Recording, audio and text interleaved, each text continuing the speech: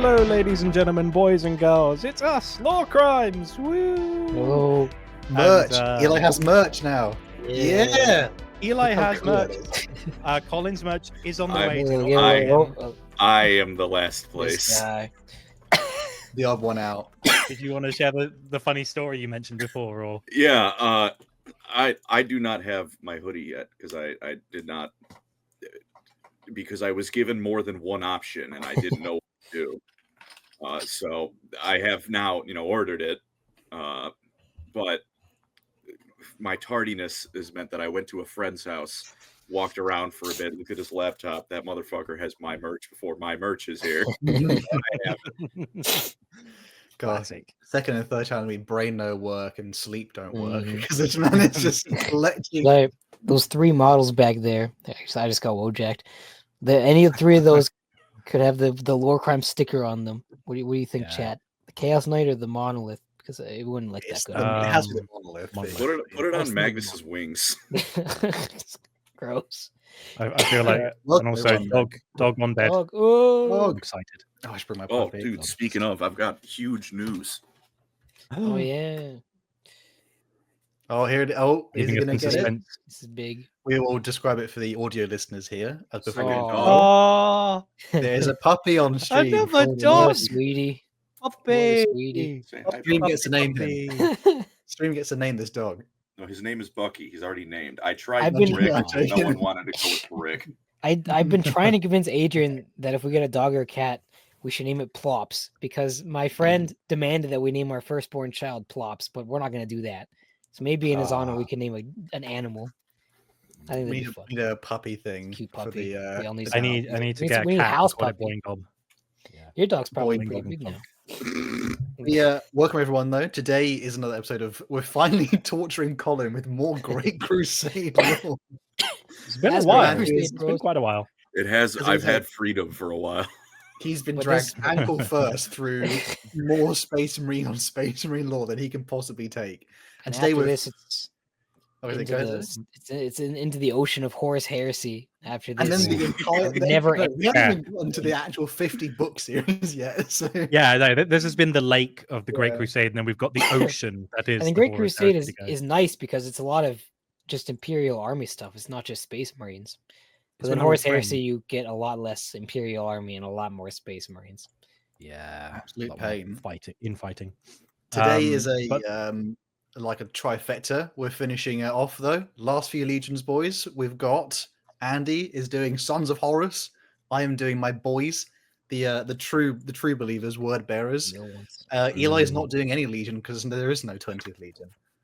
It right. doesn't exist. Ha ha ha. But poor Colin. This guy will loves have- the Alpha Legion. Colin begged us previously to do Alpha Legion, so we're giving him his wish Hey, here. I Colin was. loves the Alpha Legion so much that he's LARPing and pretending to hate them Exactly. because It's it's an all. alpha. That's what an Alpha Legionnaire would do. It's all part of my plan. And then in the third book revealed it's not a LARP. I do hate them. And then the author says it was all part of fucking Andy's plan. Andy's involved in it now because this is how Alpha Legion goes. Andy is Oh, Colin. John We- Grammaticus. We saw in the first 5 minutes our monetization's dead. No. You'll be fine. Think that we did. So before we get to the part where Horus shat himself, as they say, Oh, gosh. Andy, Well, if you keep double downing, it'll definitely get Yeah.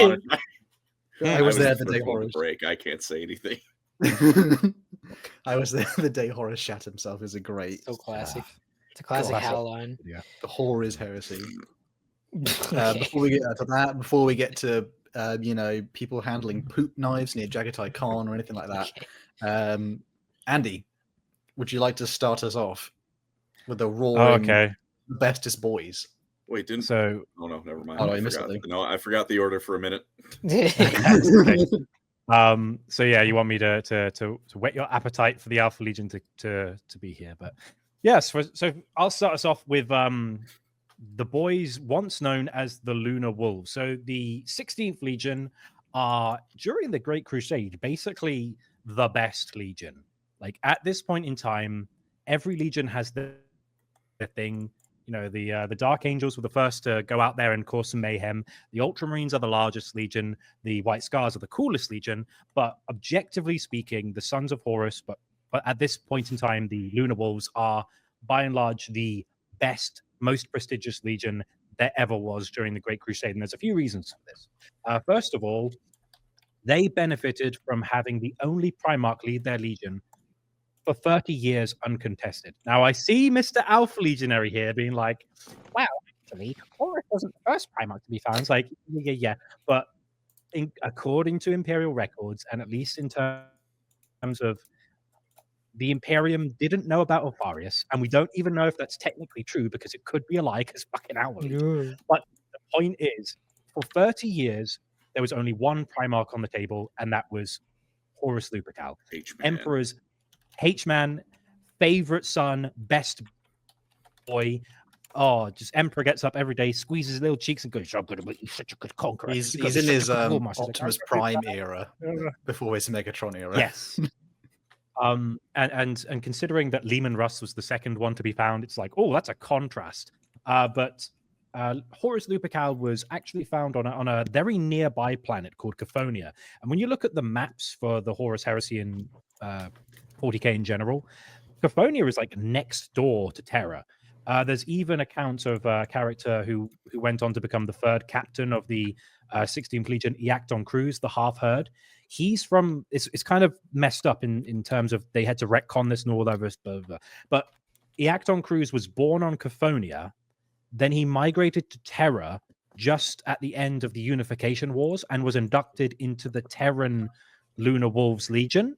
Then they went back to Caphonia, and then they found Horus. So he joined the Legion before Horus, even though they're from the same homeworld. That's how close Terra and Caphonia were, and that's why Horus is the first Primarch to be found. They drew recruits, obviously, from Caphonia, which was a gang planet in a way. It was full of crime, gang culture. The top knot that you see Abaddon wear, that's a Caphonian thing, and because of that, they incorporated a lot of gang culture and rituals into the Legion. Like I've said it before that like Horus Lupercal was like Michael Corleone from the Godfather books. He's just like, goes to a planet, they're gonna just blow it up. It's like, I'm gonna make him an offer at Camp the Fuse. And that's like Horus Lupercal. Although that's not Michael, but it's just that you get my point.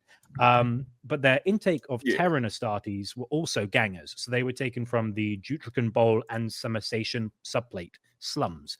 So one of the interesting things about the Sons of Horus / Lunar Wolves is they never really had the infighting other legions had. You look at the Death Guard. The Death Guard Terrans hated the Barbarans, and the Barbarans thought the Terrans were weak. Corvus Corax was massively racist towards Terran Astartes. He was like, chuck them into the meat grinder. I don't trust them. They're all tyrants. Kill them. Oh, there's still some alive. Chuck them all the way over there in space where they can't be a problem. Like, Corax was terrible. But because the Sons of Horus... is a good man. He's never wrong. But because the 16... He will. But because I don't know exactly how long it was. I think it was only like a couple of years since the Great Crusade started, and then the Emperor went, oh, look, there's Horus. Fantastic. I bet we'll find another one real soon. And then there's like 30 years of nothing. But because they're united, all the recruits are from gang cultures and like impoverished parts of both planets. They get on quite well. They have the leadership of their Primarch pretty much from the onset. So unlike, for example, the First Legion, who, even though they're like the template for all other legions to follow, they kind of messed up a lot before the line reached them. He was like the 7th, 8th Primarch to be found. And when he found them, he was like, right, you guys are doing bad. Like, come here. Let's sort this out.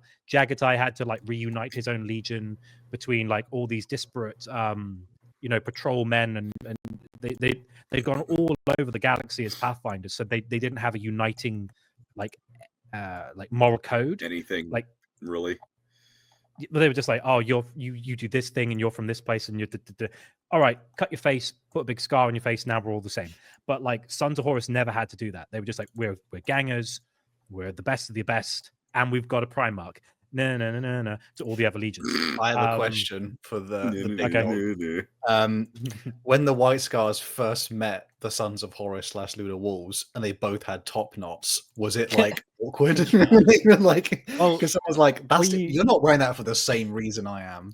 Well, the thing is, though, if you think about it, the White Scars modeled themselves pretty heavily after the Sons of Horus, because, like, at this point, they're the Lunar Wolves. They're wearing pearl white armor with black trim, and they went, "That's like," and they were the first to meet them when the Emperor went to Chagoris. He brought Horus and the Lunar Wolves with him, and they looked at them and they went, "Ah, that's the symbol we need to aspire to. We'll also wear white armor, but with our own like red trim and gold, and it looks fancy." But it's like that's the imprint they had. And again, Horus got on famously well with all the Primarchs. That was his defining characteristic. All of them, if they didn't love him, they respected him. Whether it was Mortarion, whether it's Perturabo, whether it's Sanguinius, whether it's even Guilliman or Rogel Dawn. Like Rogel Dawn was like one of his best buds when he started to become War Master, because he was like, he deserves it. I'll help him be the best War Master he can be. And because of that, the Lunar Wolves also did a lot of joint compliances with other legions, especially when, for example, Sanguinius returned to the fold. He got the Blood Angels. At this point, the Blood Angels are completely like feral. They're just chewing on people's jugular veins and being a menace. And he's like, right, we need to sort this out. Horus, and he's like, I got you. Let's sort this out. To the point where I think it's Torgadon and Abaddon, one of the books, the Horus Heresy books, where it's Sanguinius's book.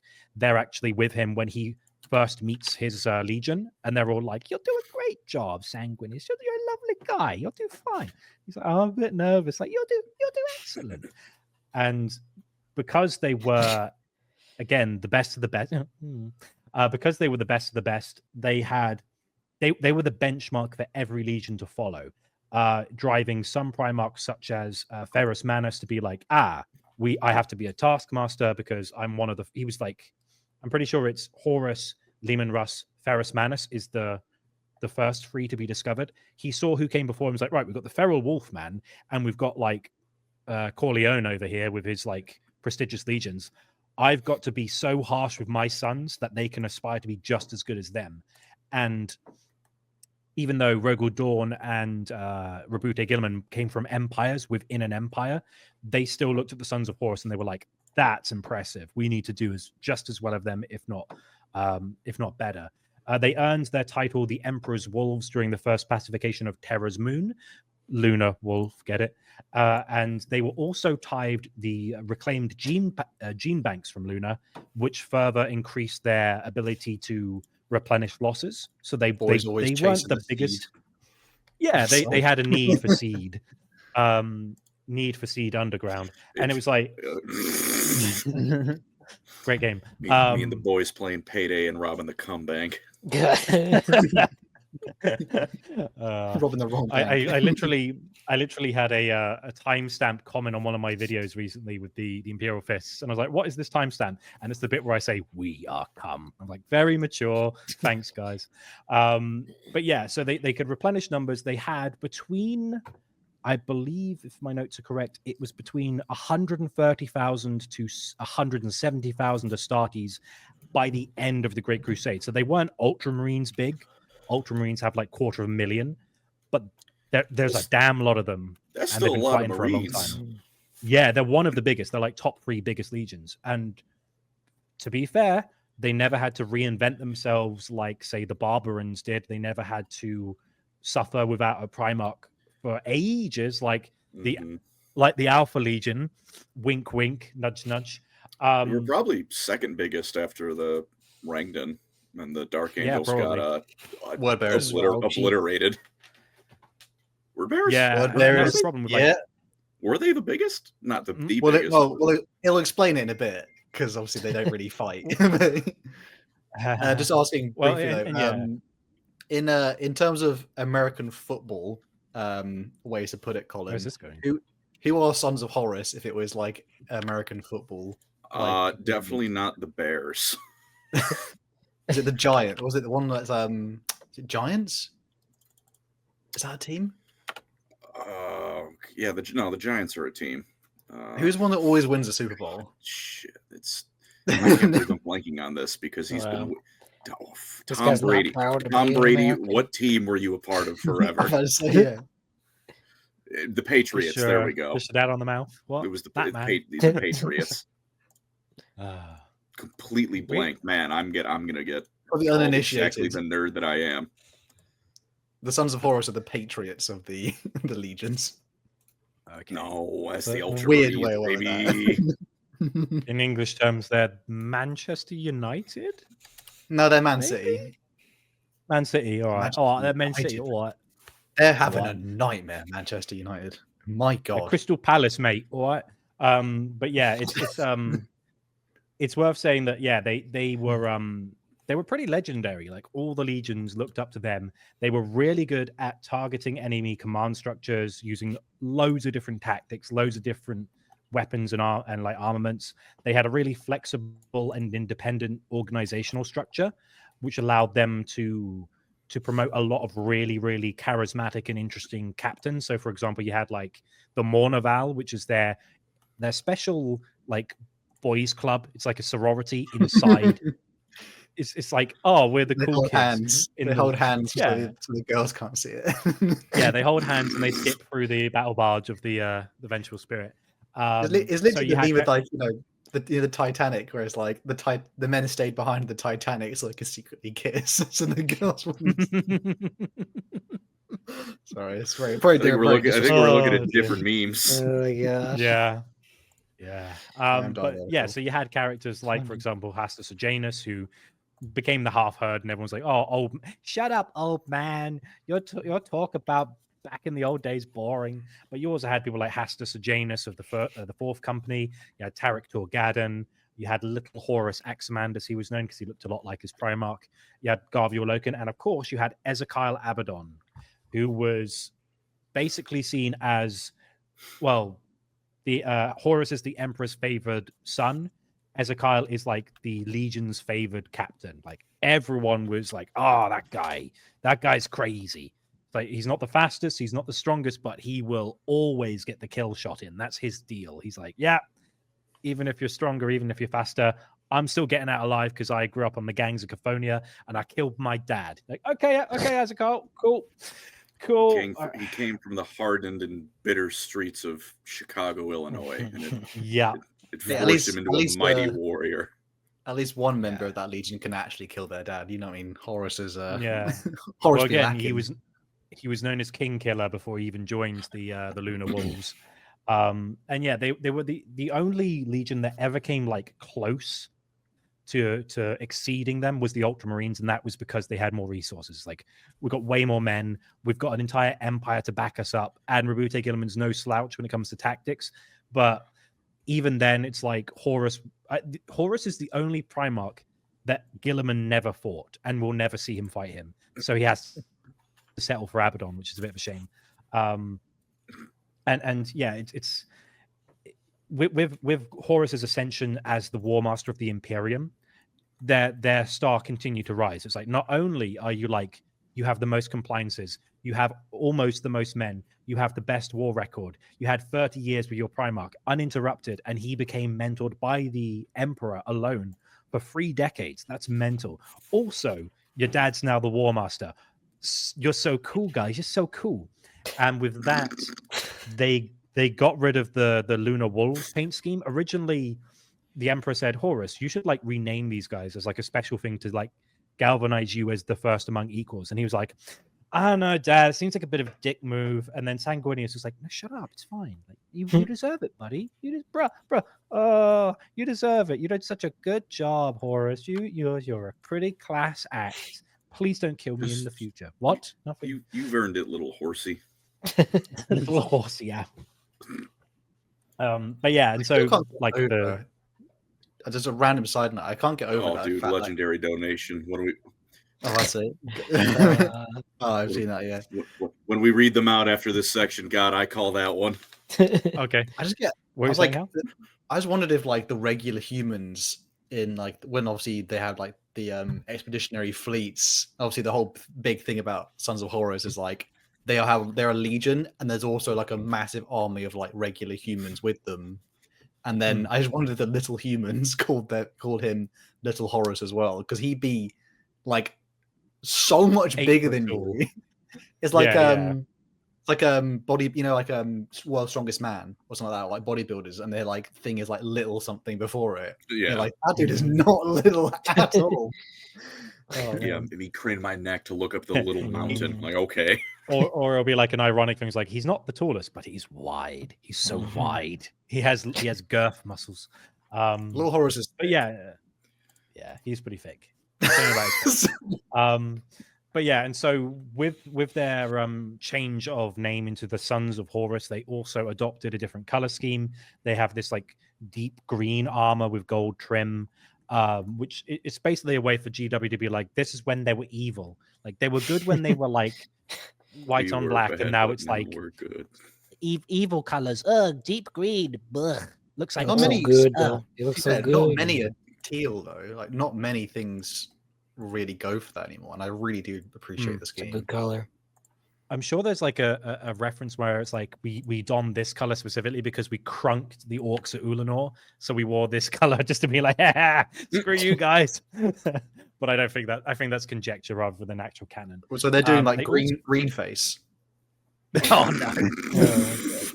Moving In a swiftly way. on. That Moving swiftly on. Zogan in appropriation it is. And the other interesting thing about the Sons of Horus, like every legion had like an elite first company, but the Sons of Horus they kind of had two. So within their elite company, they had the Justeran, which are Abaddon leads them. They're these huge Terminator-clad hulking like giants with like jet black ceramite. You meet them in a dark alleyway. It's like it's over now. It's over. Just gonna like flick of the wrist and my head comes off. It's like disgustingly powerful. But they also had the Catalan Reapers, which were like they did also occasionally wear Terminator armor, but they preferred to be a bit more nimble. So like they had the normal ceramite, and again it's like jet black with jump packs. They were really good at like rapid assault, shock assault. If you need like if you have like the white scars go in to like probe the enemy for like weaknesses, these guys come in next and they just hammer blow, crush you to bits quickly, no nonsense. And they had a reputation as being like the most martially powerful of all the legions, to the point where everyone else was copy pasted. They're like, oh, that's cool. I'm copying that. I'm copying your homework. Kind of like with Gilliman when he saw the Moritarts from the Raven Guard. They're like plasma dual wielding crazy folks. And it's like, they're cool. I'm having them. Do you mind if I copy your homeworks? Core? I say, no, it's fine. And again, like a lot of their lore in the Great Crusade is kind of glossed over because their only thing is just like they're the best around. Exactly. What a lovely rendition. And their whole thing is just they're really good. They're really good at everything, and they're not the Ultramarines. They're the evil versions of the Ultramarines. Do we have any questions Evil about the Sons of Horus? Impossible. Yeah, basically. No such thing. They're a big They're all represent. The only thing I can think of is when is it A Wolf of Ash and something? It's the story where the Emperor and the Lunar Wolves arrive on the Orc planet, and then the Emperor is like the whole. It's like they're staring out the window, and like Horus is scratching at it like a cat, being like, "Oh, I want to go down there and fight with my sons." Ooh, woo, woo. Yeah, Crying, a child. It didn't. And the Emperor goes, "It's a teleporter. Sorry. The whole place is a teleporter." And so they go down with like the Lunar Wolves, and they fight alongside the Emperor and the Custodians. And then, weirdly enough, the Emperor saves Abaddon's life. So you're like, damn, man, Miscalculation there. He knew. Yeah. He knew. huge mess up. And the thing is, it didn't help that Yeah, the we next were legion to be good. found. It didn't help that the next legion to be found was the Space Wolves. Like wolf rivalry, wolf. And Lehman had to be like, right, my wolves are cooler. They'll be called wolves longer. And then eventually Horus is like, you know what? I'm sick of this name. I don't like sharing my thing. I'm called the Lupercal. I should get the wolves. Ah, screw it. Sons of Horus, that'll do. GW did so good with the Lunar Wolves, and there was like barely any wolf things in them, and then they had space wolves, and it's Wolf. yeah. Well, Also, again, that's it because- was just- who Sorry. was the Well- king killer? Which guy did you say was that? Was Abaddon? right? Abaddon. Okay. Yeah. Attilan score bar of the Alpha Legion also has that title. Mm. Yeah. Do you have? I can't remember his One dad's moment. name though. Okay. Papa. I think it Probably was Papa. who's also there's also the cool guy Malagurst as well. who Oh, becomes Malagurst Twisted. the Twisted. Yeah, he gets so badly mauled, they call him the Twisted, and it's like, oh, that's mean. And then he becomes So like rude. he becomes the equerry to Horus, and he calls him Mal. It's like, oh, he's got a The little dogs He's have like, been oh, taken. Mal. Horrid news. Oh, Oh, no more the dogs. aliens are here. Dog's gone. Don't worry, we're talking about the Space Marine who had a limp. Oh, Mm. good. You should give them all a Malagurst. lip. Yeah. They're pretty It's kinda good. mean. Though. He gets like into his Thunderhawk crashes, and he gets like mangled. He's like, oh, it's like Thunderbird crashes. twisted. He's like, guys, stop being mean to me. Poor Dad guy. loves You're me. being- That's how I am. You're being rude. Yeah, Uh, exactly. We do have. I noticed we had some donations, and I also noticed Okay. Even Mr. before the Thankful says stream. he said, "What color Lorecrimes hoodie should I get?" The color of your soul, Thankful, black. Wow. Individual. Purple. Purple. Let's start with this one. We've got Ah. one from Donkey Man USA saying, once again, how's gooning problem delays the stream? Yeah. Absolutely. DJ Beast. This is a crazy How- comment. How goons to kidney stone removal videos? That's oh a my thing. gosh, man. That's next. What videos? No, I don't think that. I pray that's not a thing. Ugh. Thank you, DJ. Beast. Horrible word. No, thank you. Horrible. Bad. Jack N, have you said this in all of your donations? It's so funny. The joke is funny every time. Fabius Bard, my favorite traitor. Also, I'm gay. Fair enough. Jack N. I think his first comment ever was, "I love Warhammer. Also, I'm gay." Does he just want us to Okay. say I'm gay on stream? Is that what he's looking for? Parker summoned Uh, for $5. What Warhammer or non-Warhammer game had you hyped, but once it came out, you were disappointed by it? For me, it was Destiny. That Destiny 1 or 2, because that's Ooh, both. Both. I Wow. got both on Any- launch, and I was any like, of this is such a crock. This is a crock. I've done it in a Ah. day. Wow. Dawn of This War. sucks. Yeah. Dawn of War 3. Anybody? Dawn of War 3. And then you get Destiny 2, and you're like, where did Peter Dinklage go? What's going on? What happened? To be fair, wasn't that Peter bad. Dinklage could not be phoning it in any harder. If he tried in No. Destiny. I must say, I've been replaying I replayed the Resident Evil 4 remake that came out. And Ada Wong's voice actress was so flat. And I was like, what's going on? And then I Googled, and it's like, oh, she was in the new Resident Evil film. So they wanted to tie her into the game. And she sounds so bored. So like, oh, Leon, you shouldn't do that. And you're like, oh, God. What is no. this? Please stop, please. No. Yeah, no. I think for me, Um, Dragon Age Veilguard, because I was a Dragon There's Age nothing positive series about that fan, game. and I just like it. It Yeah. just seems poor quality. The whole thing, man. It just like they It's just- fumbled the bag a bit. I mean, I've been dismayed by Dragon Age since the original, because the original was so dark and gritty and bloody, and then every game after it got a little bit more like family friendly and Pixar-y, and I was like, oh, the first one was the best one when you find King, what's his name, and he's been like crucified by a troll, and you're like, whoa, that's mental. Whoa, this is Alright, great. Oh, it Jesus. gets worse. Oh, shame. Nah, yeah, they I'm sad because they fumbled the bag on something that could have been cool, and it's crazy Yeah. because there's games like Baldur's Gate 3 which showed like there's no excuse for fumbling the bag. Like you know what I Yeah. mean? There's no Well, excuse they- anymore.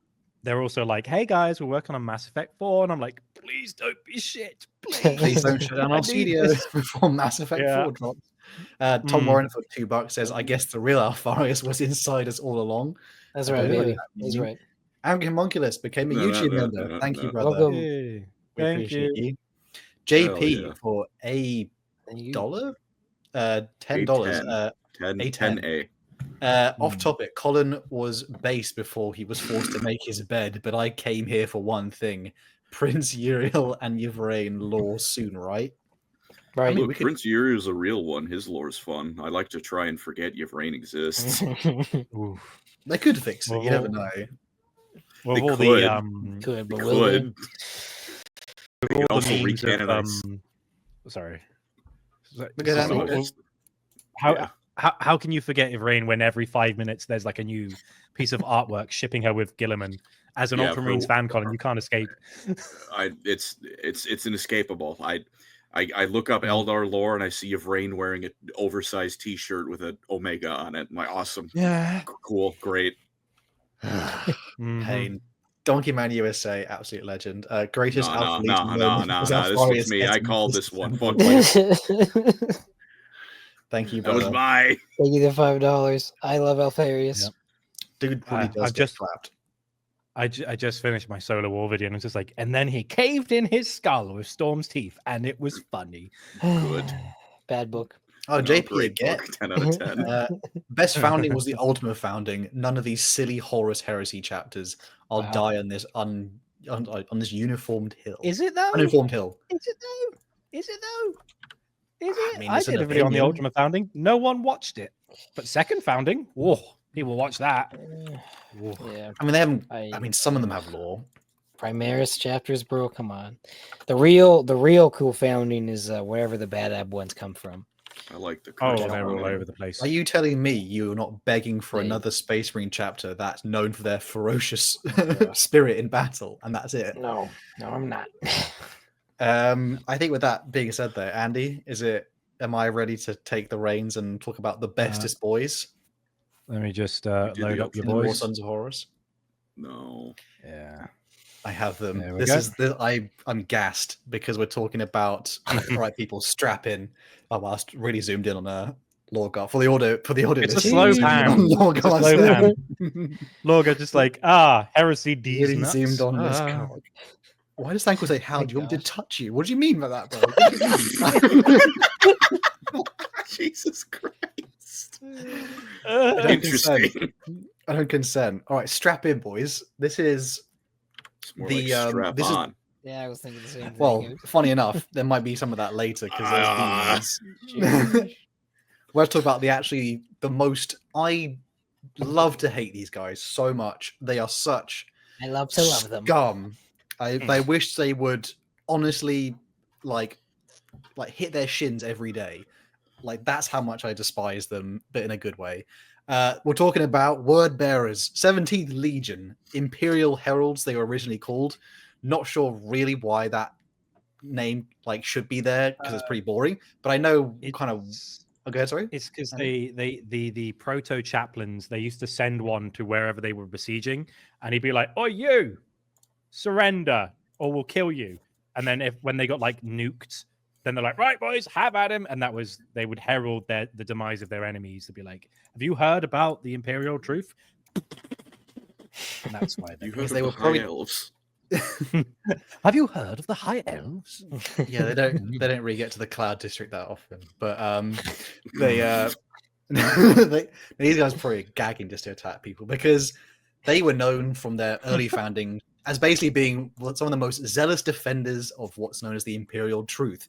Dumbing it down, basically, Imperial truth is essentially atheism, but with an Emperor-style twist. Yeah. And in the Warhammer verse, it's one of those things where you don't necessarily need to believe in it because you can see it. That's not good. The Emperor and his seditious lies created the Imperial truth that was a founding sort of piece of legislation / scholarly philosophy that the 17th Legion was like, yo, that's my thing. Other legions are good at fighting. This is my thing. I want to throw books at people and my Crozius. See how they like that. And when they were doing the Unification Wars, they pretty much they kind of were just known for burning down libraries and stuff because they went in that direction of book burning traditionally in history is not really it belongs to a certain ilk, let's just say. But these guys, whenever I think of book burning, I remember that scene from Indiana Jones where he's trying to sneak his way in a disguise through the Nazi, and then Hitler's there, and he's and he sees the book and he signs it, and he's like, huh? Yikes! Great scene. And essentially, they went kind of the opposite direction of basically being I am the Imperial Truth's greatest defender. I am truly we out here. Their armor this time was plain grey, with sometimes bits of etchings of gold or silver on them. They often had essentially literally the Imperial Truth written into their armor in engravings. They were also nicknamed the Iconoclasts by the other legions, which, Mhm. for those of you, it just basically means they destroy icons or / they hate icons. If anyone here has played Crusader Kings 2 or 3, there's a cool start date in which the Byzantine Empire are potentially all iconoclasts. And that was interesting. It's a good heresy. Essentially, this legion was like, the Emperor was like, man, these guys are fantastic. They're my bestest boys right now, other than the First Legion, of course. So he literally, javelined them up and threw them out into the galaxy to go conquer worlds, in the name of the Great Crusade, the great compliance of humanity. And for basically over a century, they were doing pretty good. They were racking up worlds. They didn't have their Primarchs. Other ones got their Primarchs first, their shiny toy. So a lot of them were like, damn it. Other legions were teasing them, being like, where's your... And then the Wordbearers got their Primarch, and they're like, we get this one? Yeah. Well, like, imagine the other ones are like, oh, I'm better than you. Oh, I'm stronger than you. Oh, we've got better psychics than you. Yeah, well, I have a Primarch at least, you know what I mean? It's the ultimate playground insult. We got this, we got the nerdy one that was like shoved under the staircase for like years. Like, we got this Primarch. Harry Potter looking at. I love you, Lorgar. So this is a lot of slander for a man who's just categorically right about how reality works. Oh, it'll turn. All lies. So all lies. They essentially get called at some point to go to the world of Colchis, and the whole legion is summoned because they have found their Primarch, and it is a man or a being named Lorgar Aurelian. They kind of meet him, and again, like when you meet Lorgar, it's like, when someone's like, oh, I'm not really starstruck, but then like Brad Pitt walks into your living room. So you're kind of like, oh God. Being around Lorgar is like being on crack, essentially. He's a similar look and presence to the Emperor amongst regular humans. Even other Astartes are pretty jealous, which is weird because like as a guy, he looks kind of like a low-key bit ugly. But as a Primarch, as a Primarch aura, he has strong aura, essentially. But he's pretty beefed up in that region, and they start talking to him. They're like, oh, we are the greatest defenders of the imperial truth. We are the imperial heralds. We are great, and then he goes, yeah, about that. I hate you. Yeah.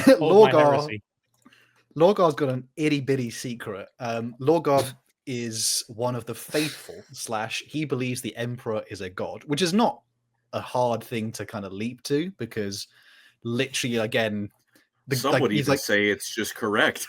I mean, like the guy shows up and says, I'm not a god, whilst also immediately you weep if you see the sight of him, because he's the most amazing thing you've ever seen. So yeah.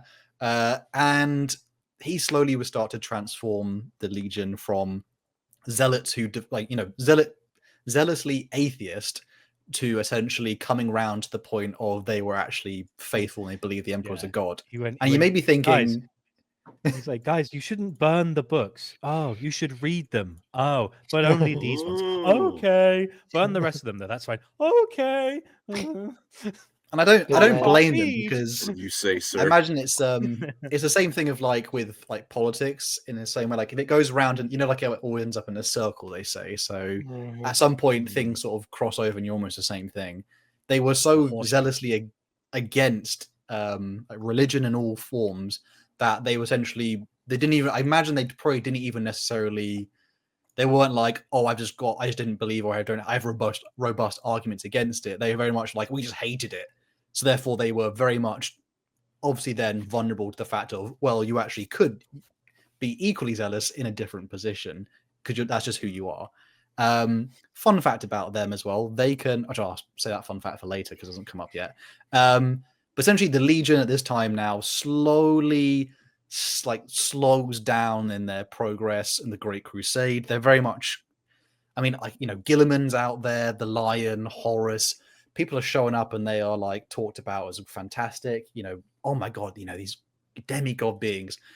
But the 17th Legion is pretty slow because they are turning all the worlds they conquer into essentially theocracies, and they all worship the Emperor of Mankind. Until we get to a brilliant point called Monarchia. Now, about 150 years into the Great Crusade, and the Wordbearers are called to the world of. So there's too many word and world things here. They're called to the world of Kerr, and they essentially assemble the entire legion on this like dusty plain, because this perfect city called Monarchia, which they thought was like the greatest testament to like what they contributed to the Imperium, is like the perfect emperor worshipping city, and it's been glassed, the whole thing gone, because it was destroyed by the Ultramarines on the order of the Emperor. And Lorgar appears before his legion. He shows up and he's like, what the hell is going on here? And the Emperor of Mankind walks before them and he forces them all to kneel. Now, some of you guys are a bit younger than us, I will say. So I actually got help and I slightly translated some of the Emperor's words into Gen Z speech here. Oh, so here's this is the bit. Here it I comes. need to get something to drink. Hold on. Okay. Oh, boy. Because I thought Everybody for the uninitiated as well, they might want to hear some of the Emperor's words, but then slightly put into a better phrasing, let's just say. So it This is starts gonna off be with abominable, isn't it? so it's like, Lorgar, you ignorant slut. He kneels, and the Emperor says, "Nuh-uh." We're starting The with Emperor, good.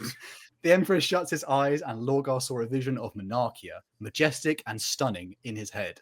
This is like reverence, the Emperor explained. It's like a toxin to the truth. You're calling me a sussy god and creating words that's skibbity because of this massive lie that keeps making humanity almost go extinct over and over. You just don't see it, my dude. You're holding on to ideas and putting us all at risk because of them. It's time to stop this, Lorgar. It's time for you to listen to me.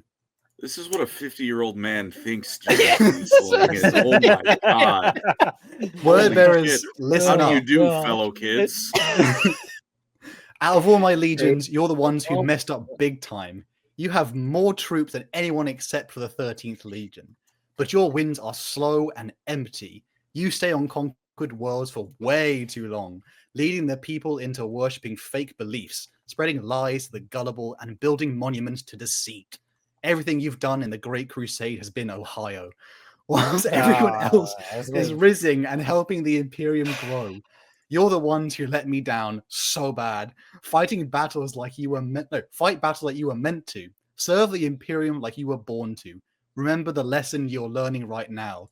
You're sus kneeling in the mess you caused by following a chuggy path. At this moment, be the glow up for your legion.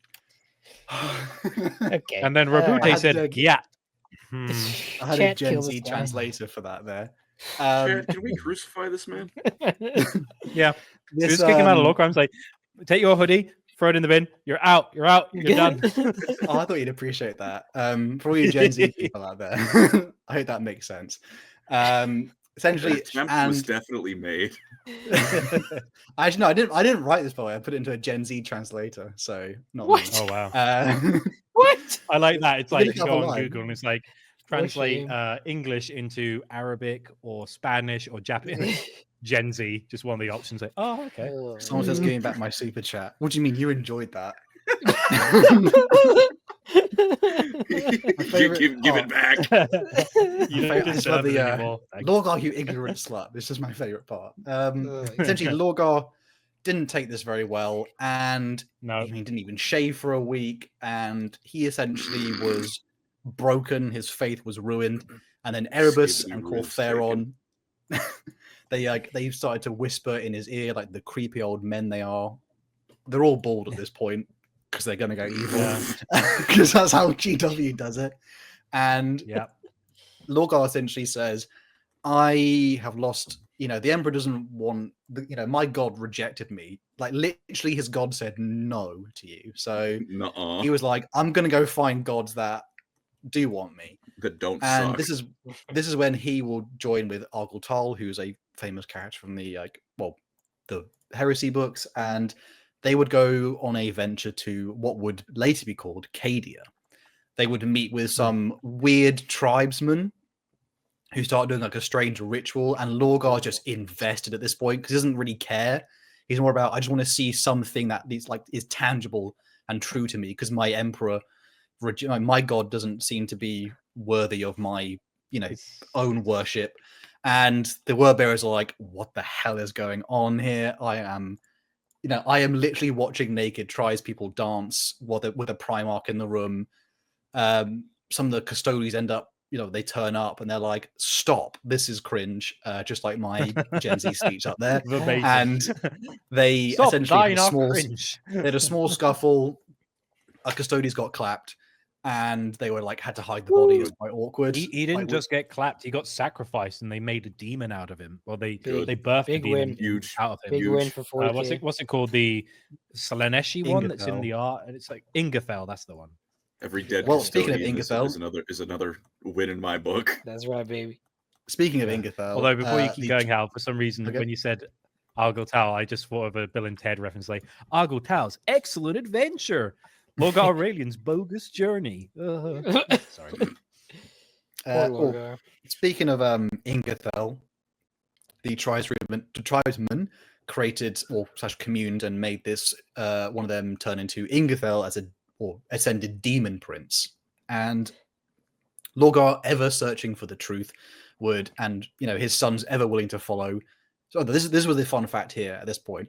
All Wordbearers intrinsically can read, like their Colchian language can also be translated into chaotic runes. So I thought you were just going to stop at that. All Wordbearers can instinctively read.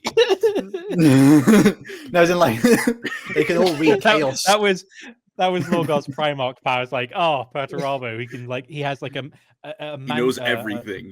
He knows how to build anything. It's like, Lorgar, I can read.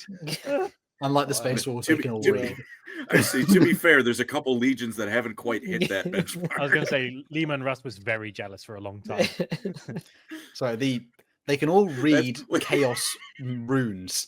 Like they don't, in their gene seed gives them the ability. Like they can all read it intrinsically, and it was quite strange. When the custodians turn up, they're like, "What is this strange language?" And the Wordbearers can already. Like there's something within them that can already understand chaos in some way, which is interesting. That's why Lorgar and Angron were such good friends towards the end, because he was teaching them how to read. Bro just wants to be like in his workshop and he's like, I don't want to read. I just want to play. Now, Angron, we're gonna go back. We're gonna now go through the alphabet again, but instead of saying abacada, I want you to say A, B, C, D. And he said, like, I've just learned the alphabet. It's like, no, we're gonna learn it properly this time. So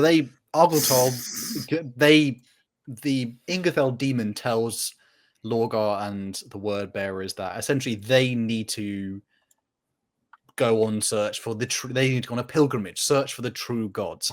And essentially Lorgar sends Argyll and members of the Serrated Sun chapter of the Wordbearers basically just straight up into the warp with the demon Ingefell on board. And then the demon just says, yo, and he's like, what? Your Gellerfield. It's like, yeah, turn it off. So undo that, please. And I was like, what? Like, yo, turn it off. So they turn off their Gellerfield, which means they have no protection from the warp. And immediately, basically, everyone dies. Everyone gets killed. Oopsies. And then they reawaken because turns out the Wordbearers of Argyll and his Serrated Sun chapter, they're going on an adventure. And they go on this strange vision quest. They start to see the Primarchs and the gestation pods. They see other things like secrets about chaos as well. Like, it's kind of all over the place a little bit in some parts. And they see like the fall of the Eldar in some way, or like they understand it. They kind of weirdly, I think they see Horus at some point, because supposedly Horus is also going to have a vision quest in the gestation capsule, so it's like a bit of like the Spider-Man meme of like, huh? Yeah, they're just like, huh? And obviously the big thing is like, is this real or is this just a fake vision from the chaos, which is up for debate. I don't want to spoil it just yet. But they essentially arrive back into real space. For them, it's been like quite a while. For Lorgar, like, I just sent you in for like 5 minutes. I've only put something in the microwave, and you just come out already baked. And he does the Titanic. It's been 300 years or whatever it is. Yeah, there's been a while for Argyll. I remember that. And Lorgar, there's an interesting part where Lorgar then, it's like the interview with the vampire thing. They have an interview with Argyll, who apparently now is joined with a demon, because it turns out there's something called the primordial truth, and there's a holy union between chaos and humanity. And Lorgar's like, oh, love it, get me some of that, love that. He wants to have his Brexit geezer holiday. Argyltar went into the warp for 5 minutes and became Northern. Disgraceful. Tell you what, that's bloody nice, that.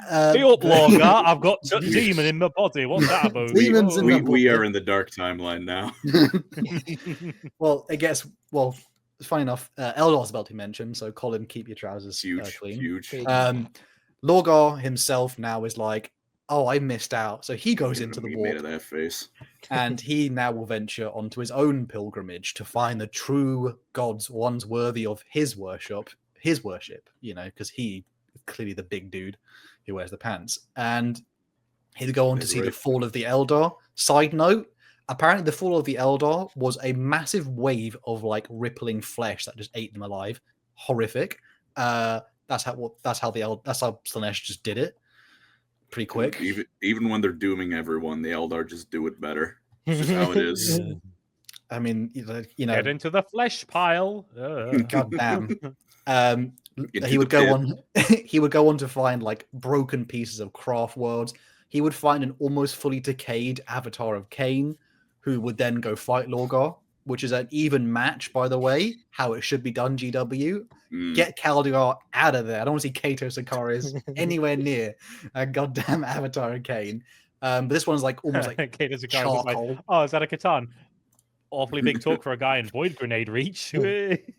He's so the avatar of Cain is pretty charcoaled up, so it's an interesting fight, and I like that part of it because it shows like he's like the last vestige of like a dying angry god, and Lorgar does end up just about winning because he gets a Primarch the cover art of boost. it crawling away from the weakest Primarch is like, oh, that's a flex. Oh my. Yeah, poor Eldar. And then he would start to have the demon Ingathel join him, and it goes on like he goes on this vision quest where he learns of something called the primordial truth.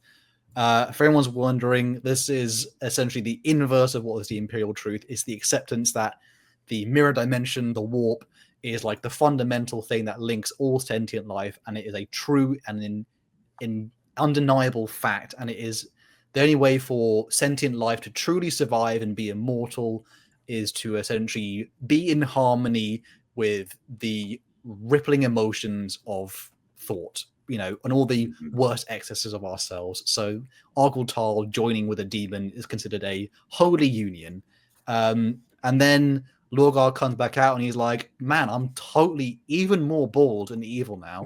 Everyone get rid of their hair. I want to see no hairlines. I want to see nothing because this is my time. We are all evil now. And so they start to essentially how it be. They essentially corrupt the entire legion. There is a caveat to the bald rule. So it's like if you're bald, you are evil. But if you have a laurel wreath on your bald head, it's fine. Like it's safe. That's how we get count. You have to have something on your bald head. Isn't Geralt bald too? Compensate. Who? Isn't Geralt bald? Garrow is bald, but he's traitor loyalist. So also here, Geralt. I heard Geralt. I was like, Geralt? Yeah, I was like, huh? His luscious locks. Yeah, Lorgar's like, I'm back, baby. This time I ain't no weakling.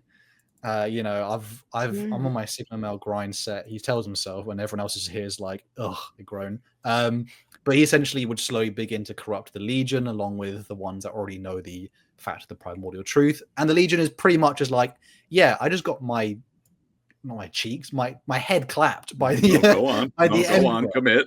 My God, my cheeks clapped by the Emperor because he literally psychically forced me to kneel, and he told me I was worth nothing. You know, it's literally imagine if someone is like one of the faithful of our world, and they literally heard their God say, "You ain't shit." Like that's the what word bearers were literally like, "I feel violated." It's like, dude, you have a demon in your body. I don't care. I feel violated. Like, okay, weird. But okay. This would be God coming down to piss all over the Pope. Yeah. It's like instead God of like grabbing it, just like instead of any like, you know, sleight of hand and something, like the real magicians turned up and they just proved that their tricks are real. So they're like, I guess this is us now. They changed their Legion color to a nice sort of, it's like similar to the red. Yeah, it's like arterial, like what the flesh tearers have, like that kind of nice off red, slightly like a slightly burgundy red. and they essentially, well, in secret, they are now corrupted, and they would set their plans for the Horus heresy, and they would begin a slight purge. Only a few of them, because they're pretty easy to convince, because Lorgar, again, is very persuasive, and essentially the entire legion... A little bit of a purge. It's a small one. Yeah, it'd be like gradual. Purge on the weekend. Instead of like, we're going to put them on Istvan and bomb them, it's like, I've heard that Nigel's not with us. Okay. It's like, Nigel, do you want to come in here for a minute? Go to sleep. Go to sleep. And they just like one at a time weed them out. You know? It's okay. Like it's that. Okay. Nigel, the Space Marine.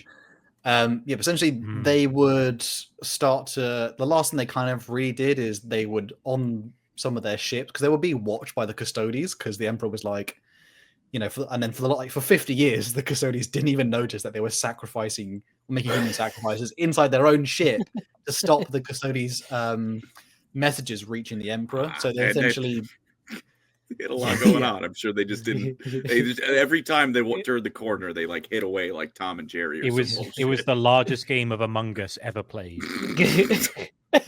It's that's an interesting way to say space.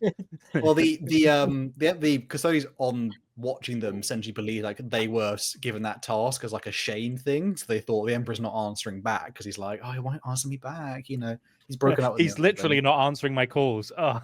But that's essentially where the Wordbearers are at the end of the Great Crusade, just before they would go on to corrupt Horus. Though, if there's any questions / comments on the terrible Gen Z part, but I hope for those who are truly turning 18, or at least just like young now, they understood what that was. Because I promise you, that was tough. Sorry. We promise you, Hal didn't understand. It's more a comment, but I'm worried about Gen Alpha, because if we find like Gen Z hard to understand, it's going to get even worse. We're just gonna be like, what's it in there? I don't know what Chugi was. Was it like... I don't think that's you're sus kneeling in the mess caused by following a Chugi path. Like, I don't know. What is bro going on about? We are the old men, guys. It's over. We're old now. It's so over. Do we have? He's not saying words. It's not over. We have some donations, I think, from that. It's probably all same vibe. Imagine the donations are probably all telling me I'm a huge scum. Does anyone else want to read that one out? Just 'cause obviously, if it's sure, I'll take it over. Coochie Slayer 69. Nice oh dear, name, bro. Thank you for the fun. Thank Are there you, any brother. loyal Sons of Horus that survived the Horus heresy? Also, I am Elfari. Hey, there you go. are there Not any that really. survive? I guess the one that's in the Grey Knights. Which one? Yeah. Oh, One of Severian. them- Severian is the Severian. only one, yeah, that I know of. But he's more like a lunar wolf than a son of Horus. He was part of the Crusader host that had to stay on Terra. Every legion had like one unfortunate guy to say, "Hey, we're going to go out there and do some crazy stuff. You got to stay on Terra." I'm like, "What? It's not fair." And he was one of those guys who was like, "Oh, I never saw the you left behind." betrayal unfold." He has a massive beard, so it's like, "How do you fit that in your helmet?" It's like Space Wolf Don't magic. worry about it. How does Abaddon put on his helmet? Yeah, don't worry about Like, it. how does he put on With his helmet? difficulty. Tom Warren for $2 says, "My dad can beat up your nothing." Thank you, Tom. Proper word bearer. Thank you, Tom. Bean. Bean. $2. Thank you. Colonoscopy has a nice forehead. 10 out of 10. 5 star. Thanks. Glad you like it. I think I've got a bigger forehead than Colin, maybe. We can do a Are forehead we really pick when we meet competing? up. who has the biggest forehead? We're going to get the measuring tables. Like, Yeah. mine's bigger. That's the real reason we need Bricky on here. Main event Virgil with the €5. Why you guys always get a stream on a Friday night and you have social lives or something? We actually know this checks out. Don't do Warhammer kids. Well, first of all, the only thing worse than doing a Warhammer stream on a Friday night is watching the Warhammer stream on a Friday night. So maybe settle down there, bud. Jeez. Joke's on Friday you. afternoon. This is literally work for me Yeah. and Andy. Yeah. I think for I- Colin, I like- it's afternoon. Yeah. It's like 3 or 4 for us, and Yeah. then it's like Sec- 10 p.m. for those guys. Second of all, I'm going out after this, so kiss my ass. Can I read the next one? Because I love how blunt and to the point it is. Go nuts. Oh, So this no. one's from Brian Isaacs. It just says cringe. Wow. Appreciate it. Thank you, Brian. For the $2. Just I'm glad I cringe. represent. That was probably the house. Oh, this is thing. a dangerous next message. Bunny Cop for the $5. Thinking about it, Logar sounds a bit like that youth pastor at my church when I was a teenager. That was a little too intense. Oh no. Oh dear. Man, we're truly Catholic up in here. Angry Homunculus, watch the Chris Tester video of Logar doing All I Ever Wanted Was the Truth. Fantastic it's voice good. actor. He's on loads of my stuff. I'm still waiting for Chris Tester to redo that video, but it's All I Want for Christmas. It's all I It's the ever truth. wanted was true. And sing the whole thing like That's funny. Logar. That'd be great. Tom Warren, $5. Oh my god, it kind of is like Bill and Ted's Bogus Journey. Yeah, he goes through Kinda. traveling through time. It's like that's someone needs to make a T-shirt of Argyle Tal in the phone booth going through time, going Argyle Tal's Bogus Journey. It'd be great. Do you reckon Logar has a t-shirt that just says wacky on it? Because he's the kind of guy who would wear that. What do you mean? Oh my god. Like, he's the kind of guy who thinks that would be cool. He's like, oh, I'm so That's wacky. crazy. I think in my mind, Logar's like Michael Scott, but like only to ones outside his own region. What you gotta do this to him? Look, has a go. Or Lord Pokemon God. USA. I asked Colin, which makes you angrier? Thorgrim getting shanked by a magic Skaven poop knife, or Left the door Grimnir teleporting Felix under a pile of rubble to suffocate? I'm gonna go with Thorgrim because the thing about Felix is that he exists to have a miserable life. There is no He's doing what happy he's supposed ending. to. Which is why I he should miss come this back in fucking Age of Sigmar because there is no rest for that man. Bring him back. I don't care. Bring Yeah, him baby. back. We can Thank you, keep bringing Pete. back Primarchs out of the Horus Heresy. We can bring back Felix. Thank you, JP. Yeah, you missed a second Legion because there is none. Well, None officially. fun thing about that. GW Don't ask couldn't questions. think of anything. Believe it or not, you also missed the 11th Legion. Wow. JP, He every also time I said- think of... Okay, sorry? I'll go for it. Oh, every time I Sorry, he's think got of one. Logar, I imagine the meme of the toilet plunger on a bald girl's head, but a demon behind him. Not sorry. He'll never nice. get that. I'm off. unfamiliar with this meme. Set. First time catching your live. Keep being cool. Thank you, brother. You can Please. tell this is the first time he's catching us live because this isn't an insult. Give it time. And last one, Bean. Bean. Idenef be like, Iden- I'm a turtle piled by eel maxing Crabtle. No, it's Turtle not. pill. Turtle pilled eel maxing crab cell. I've read that all wrong. Wow. Thank you. Absolutely Eel, huge. eel, not Absolutely pill. huge. Ideneth stay winning. Very big. God. Also, more merch. Tank Oh, tops. We got tank tops so now.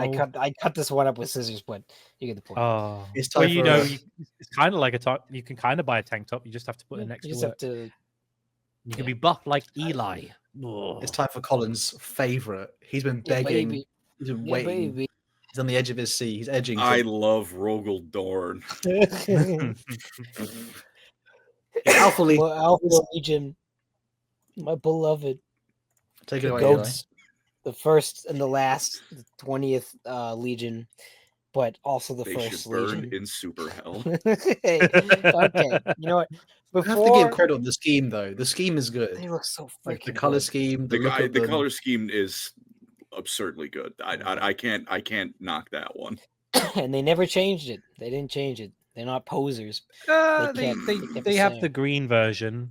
They have the absolutely green Yeah, change it's it. like They slightly- And they regularly have, like, change the it. That's purple the Alpha version. Legion's thing. and they have like the dark blue. They've changed You it. know, loads. now that there's like war bands and stuff, yeah, they have slight deviations. I don't even mean It that. They counts. change it all the time. That's how the Spy Okay, Master yeah, thing I know. works. The original Alpha Legion colors still exist.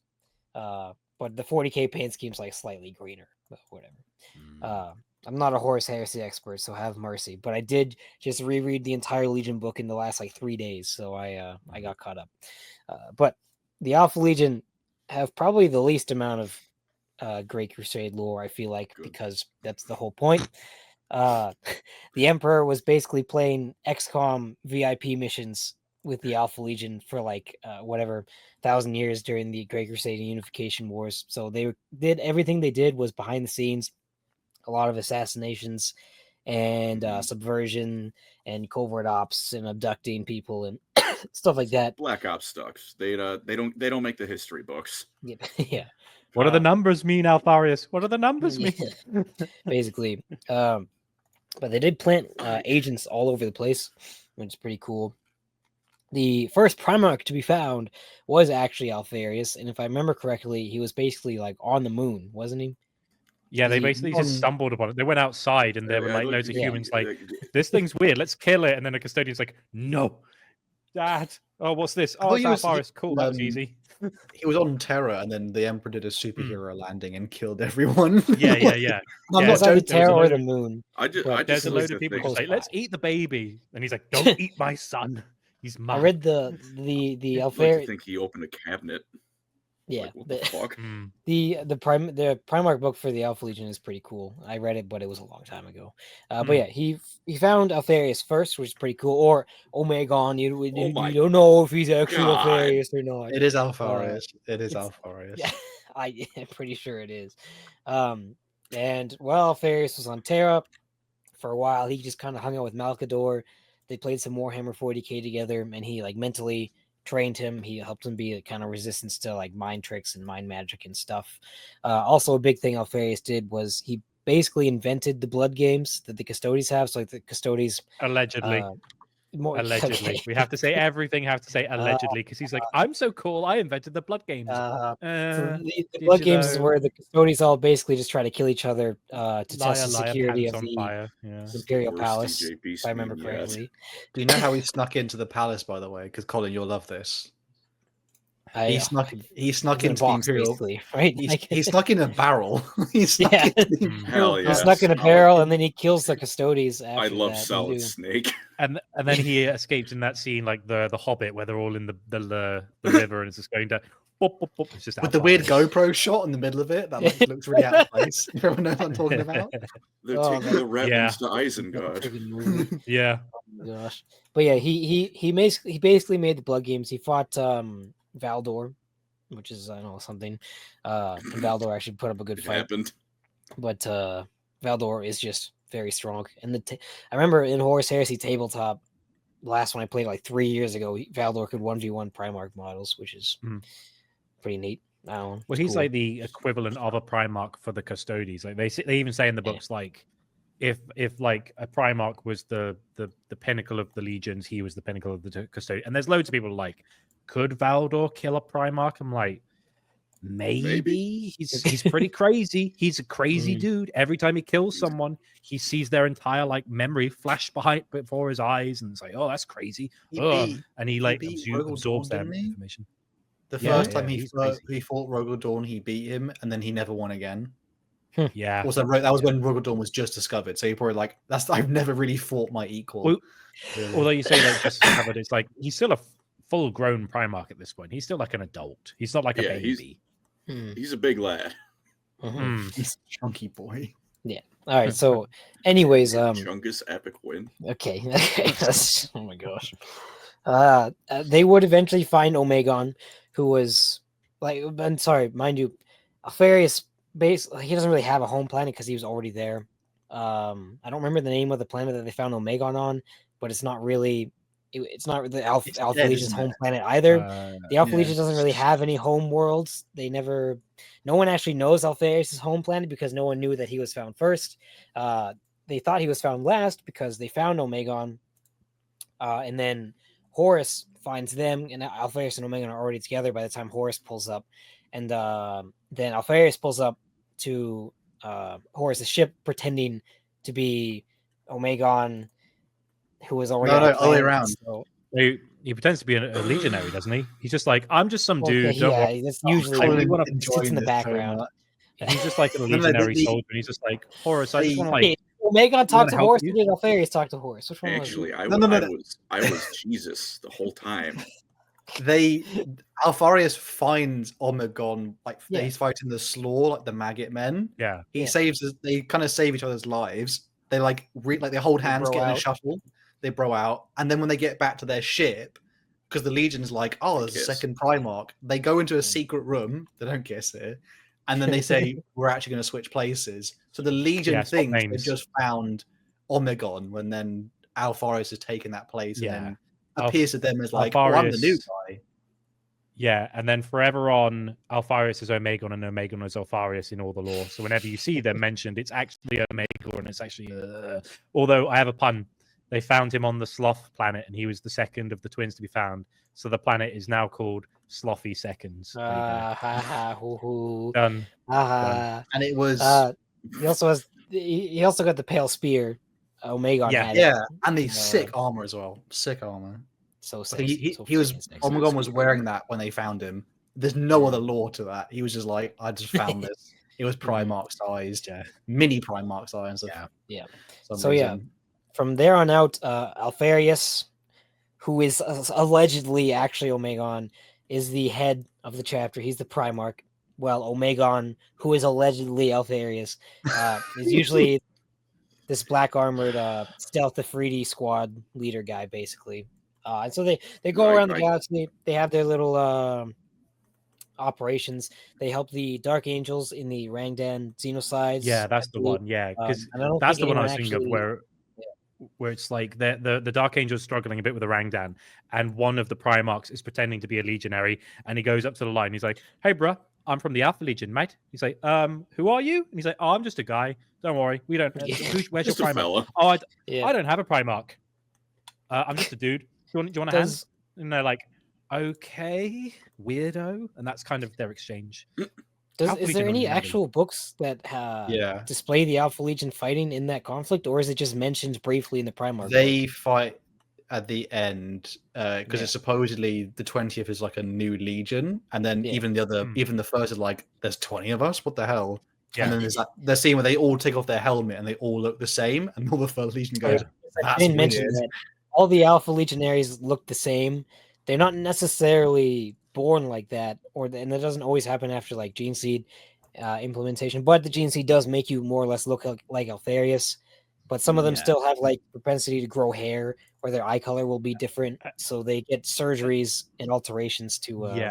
Like this is a bit of an aside. I've just done the Solar War video.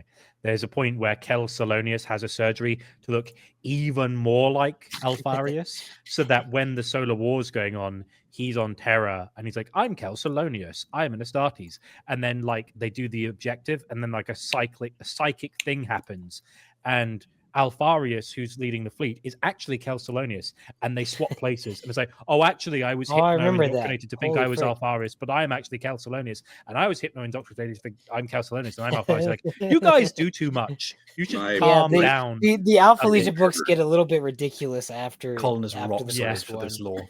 Oh my gosh! Head Yeah. hurt. There's a lot of, but that stuff doesn't matter for the Great Crusade, because none of that stuff's actually in the. None of that wacky stuff's in the Great Crusade. The book Legion is really nice because it's from the human perspective, and so it makes the Alpha Legion look. See John Grammaticus. Yeah, it's basically a John Grammaticus He's book. here. But it's cool because the Alpha Legion Marines are like extremely mysterious. You don't know anything about them, and you don't learn a lot about them either. So from an outside observation, they're really cool and secretive. Whereas in the Horus Heresy, when you're doing it from their perspective, it's just like all this ridiculous, stupid stuff that is just silly writing usually, but whatever. Legion is a good book, and everyone should read it. But speaking of Legion, that's the main conflict that they were in, kind of, in the Great Crusade. And they still didn't actually do very much. Most of the Primarchs hate. Huge. Most of the Primarchs hate Alpharius, and I can see why.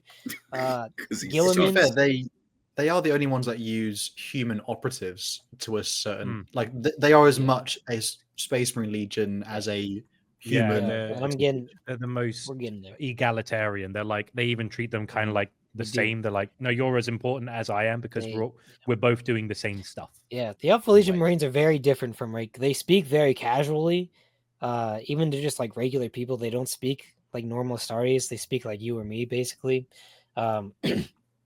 Alpharius even like encourages like philosophical debates and stuff with his troops. So when they're sitting at dinner with the Lord General, these two guys are debating on like the nature of chaos and why they're here and stuff. Which the Alpha Legion also knew about chaos already. I I don't know who told them. I don't know if the Emperor told them. I think he did. Oh, they are part of the trefoil where there were 3 legions Oh, yeah, that's made what. Yeah, that's what I specifically was to trying. do a thing. Yeah. I couldn't remember what the name of that was, but yeah, Salamanders, Space Wolves, and Alpha Legion were all made to do specific tasks. No one actually knows what the Alpha Legions is, of course, but I guess it's to be sneaky. They do have the like unnerving ability to kind of just like sneak up and appear right behind you, despite not having Raven Nothing Guard personal, Gene kid. Seed stuff. They just can do things. There's this one part where Omegon, who's actually not Omegon, he's somebody else. I don't even remember. I think I think he's like Ingo Peck or something. Yeah. Whatever. First captain. He shows up right behind a Lucifer Black and surprises him, and then there's these like these invisible laser grids around the command tent where they're having dinner, and he's just like walking right through them, and it's not triggering the alarms or anything. It's pretty neat. But I'm getting ahead of myself. The Nurth campaign on the planet Nurth, it's basically Dune. And the Nurthines are basically the what are the Fremen from Dune? They wear pink cloth and stuff, and they wield flaxes, and they have what they call air magic, which is just chaos magic. And despite them being relatively primitive, they only have like gunpowder Thousand Suns go. And like a lot, man. they use blades and like darts. Despite that, they're still very strong, and they actually were able to destroy Titans with their air magic. Huge. Yeah, so on Nurth, the Geno 5 Chiliad, which is very cool, whatever of the Imperial Army, force of the Imperial Army, they're fighting these Nurthine troops for 8 months, and then the Alpha Legion just kind of decides to reveal themselves, but they were already there the entire time, and theoretically even before that, because they end up finding these shelters and like command bases that the Alpha Legion kind of carved out in the desert. And in most of this time, the Alpha Legion were already infiltrating the Nurthine people, and they were getting operatives into the Nurthine areas and stuff. There's even a part where one of the Chiliad regiments takes a body from the Nurthine, and they kind of operate on it, and they find all these weird like enhancements inside of it, and the Alpha Legion symbol. They don't know it's the Alpha Legion symbol, but they find the head of the Hydra in the body. And so then the Alpha Legion stage an ambush for the Nurthine people to attack this Imperial encampment and kill everyone to get their body back, so that the Nurthine don't catch on to the fact that there's Alpha Legion operatives in the Nurthine. So they just massacre this entire regiment basically to cover the Alpha Legion's tracks. And before this, the first time that they show themselves, it's in a desert sink, and there's another regiment. I think they were the Dancers or the Jokers, one of the two. They're out here, and they get ambushed by these Nurthines, and the Alpha Legion actually uses them as bait, which basically a lot of the regiment gets killed as well. But then like 12 Alpha Legionnaires show up and just kill all the Nurthine, and it's pretty cool. But yeah, so far, the Alpha Legion's track record is just killing the Imperial Army and then doing something. I'm true servants of the Emperor. Yeah, it's interesting. It's something. And all you this and Malkador's like, keep going. Gents, can we settle it down a little bit? Yeah, they don't even show up to the last battle in the Nurthine War, so I'm still like, it's really unsure what their motives were in the first place. We get lost. But I don't know. But John, this whole time, John Grammaticus, you cannot forget, John Grammaticus has been watching the Alpha Legion, because John Grammaticus has been sent by Xenos faction called the Cabal, which is made up of like hundreds, maybe a different Xenos species, all in this literally a giant flying saucer. John Grammaticus is a perpetual who's good at literally everything. Yeah, he's a Logicine, so he can like understand. The Cabal, they're kind of like they've made themselves kind of like Xenos perpetuals, but they've kind of jury rigged it. So it's like we're not perpetuals, but we've figured out immortality. They basically they created John Grammaticus. They made him a perpetual. One of them, first death. There's like a line where like someone almost outright says like it's an old one among them. So is it like the last of the old kind or something like that? But they are led by I swear I read that somewhere. I'm not making it up. I believe it. They're led by an Eldar Autarch. known as like Sladao or something. Yeah, Slaughter. They're an interesting bunch, and they're pretty important.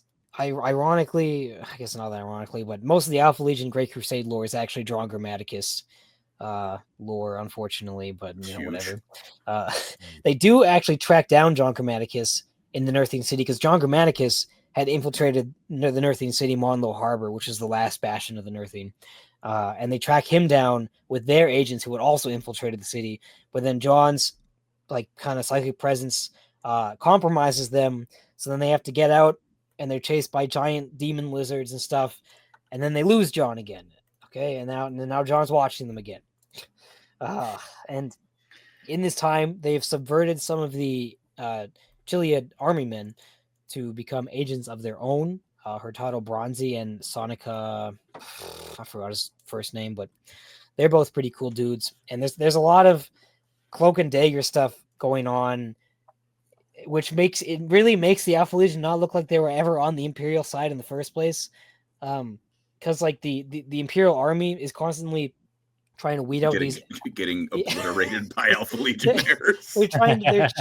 They're trying to weed out these Alpha Legion agents to the point of like where they find one, they actually like torture them immensely. But that being said, the Alpha Legion agent who gets caught, the Alfarius lets Pito Sonica, that's his name, I think, and another lady go and save him, because the Alpha Legion takes care of their boys. They treat them very well, like we said. Except for when they don't. Well, this was before the Alpha Legion was like, they were super expendable. That like after Deliverance lost, they could kind of just make unlimited Space Marines, so it didn't really matter if your agents died, right? Yeah. Here's another 50. Yeah, basically. I know that this is all over the place, but like this is that surprising? I guess. Okay, so the end of the battle on Nerth was again at Monlow Harbor. One day the city just started screaming, and all the like astropaths and everyone kind of went blind. And the Nerthine all of a sudden make this like giant dust storm that just rages towards the Imperial line, and it's like tens of thousands of Nerthine troopers and lizards and stuff charge them, and there's a big giant fight, and the Titans eventually show up and blow them all up. But John Grammaticus then, because John Grammaticus is back now, he goes and finds Alfarius. He finds an agent actually, and then he brings him to Alfarius, and he tells Alfarius that like, you got to go right now, because the Nerthine have something called a black cube, which you never actually get to see or anything. The Allspark. Yeah, it's in the beginning there was the cube, and this black cube is like a chaotic relic from many, many years ago.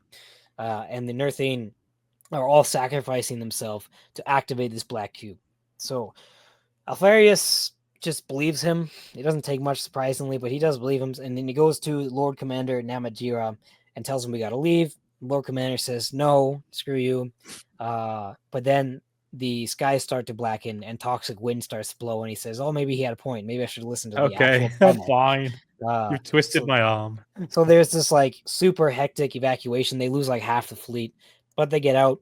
The Lord Commander's pride is blemished extremely, but Alfarius has a chance for him to redeem himself, because John Grammaticus himself has now told Alfarius about the Cabal, and he wants Alfarius to go talk to the Cabal, and Alfarius says okay. And so then he kind of tells that to Namadjira, who's very skeptical. But Alfarius' logic is we either find information that is pivotal to the security of the Imperium, or we find a strong Xenos conglomerate and we kill them all. Either way, it's a win-win. You're going to get your image back. Yeah, that. I can't hate the Alpha Legion on that one. That's pretty solid logic. So they fly their fleet to, let's see, something with Hydra in its name. I have the name here. Okay, it had Hydra in its name. The Cabal specifically chose it because it has Hydra in its name. So, all right, I'm sure. Yeah, even Solar War, they assault they assault the moon of Pluto called Hydra. I'm like, come on, That is not the again? name of Pluto. Oh my That's not gosh. how this Move. works. You can't call the moon Hydra. That No, doesn't. they're And then really the trying Hydra to needs glaze them. way. Mhm. Ugh. Glazing them before they even arrive. Damn. Oh, and also Alfarius. Well, Anyway. actually, I have no idea if this is true because it was when he was telling Namajir. He told Namajir that Horus told them to do this. I have no idea if that's true because he was basically lying to Namajir the entire time he ever talked to him. Alfarius himself never actually talked to him in the first place, I'm pretty sure. Because at dinner he wasn't Alfarius, and then it didn't really specify if it was Alfarius or not. Who knows, man?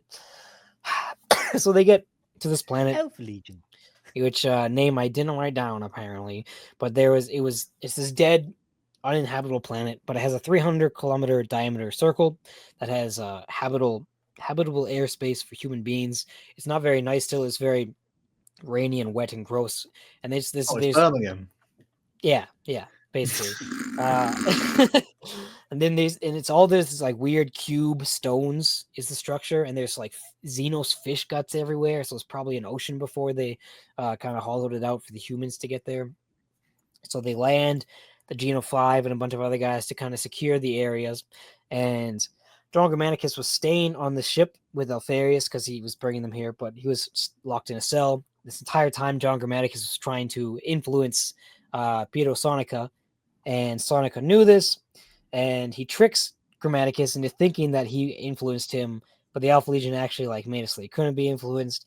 And then the other Roxana is the lady's name, was a lady that Germanicus fell in love with. She also pretended to be like abused and like mentally destroyed from the Alpha Legion interrogations, and she manipulated John Germanicus as well to bring them to the site of the Cabal, because Germanicus needed to be there first to open the way basically for the Cabal.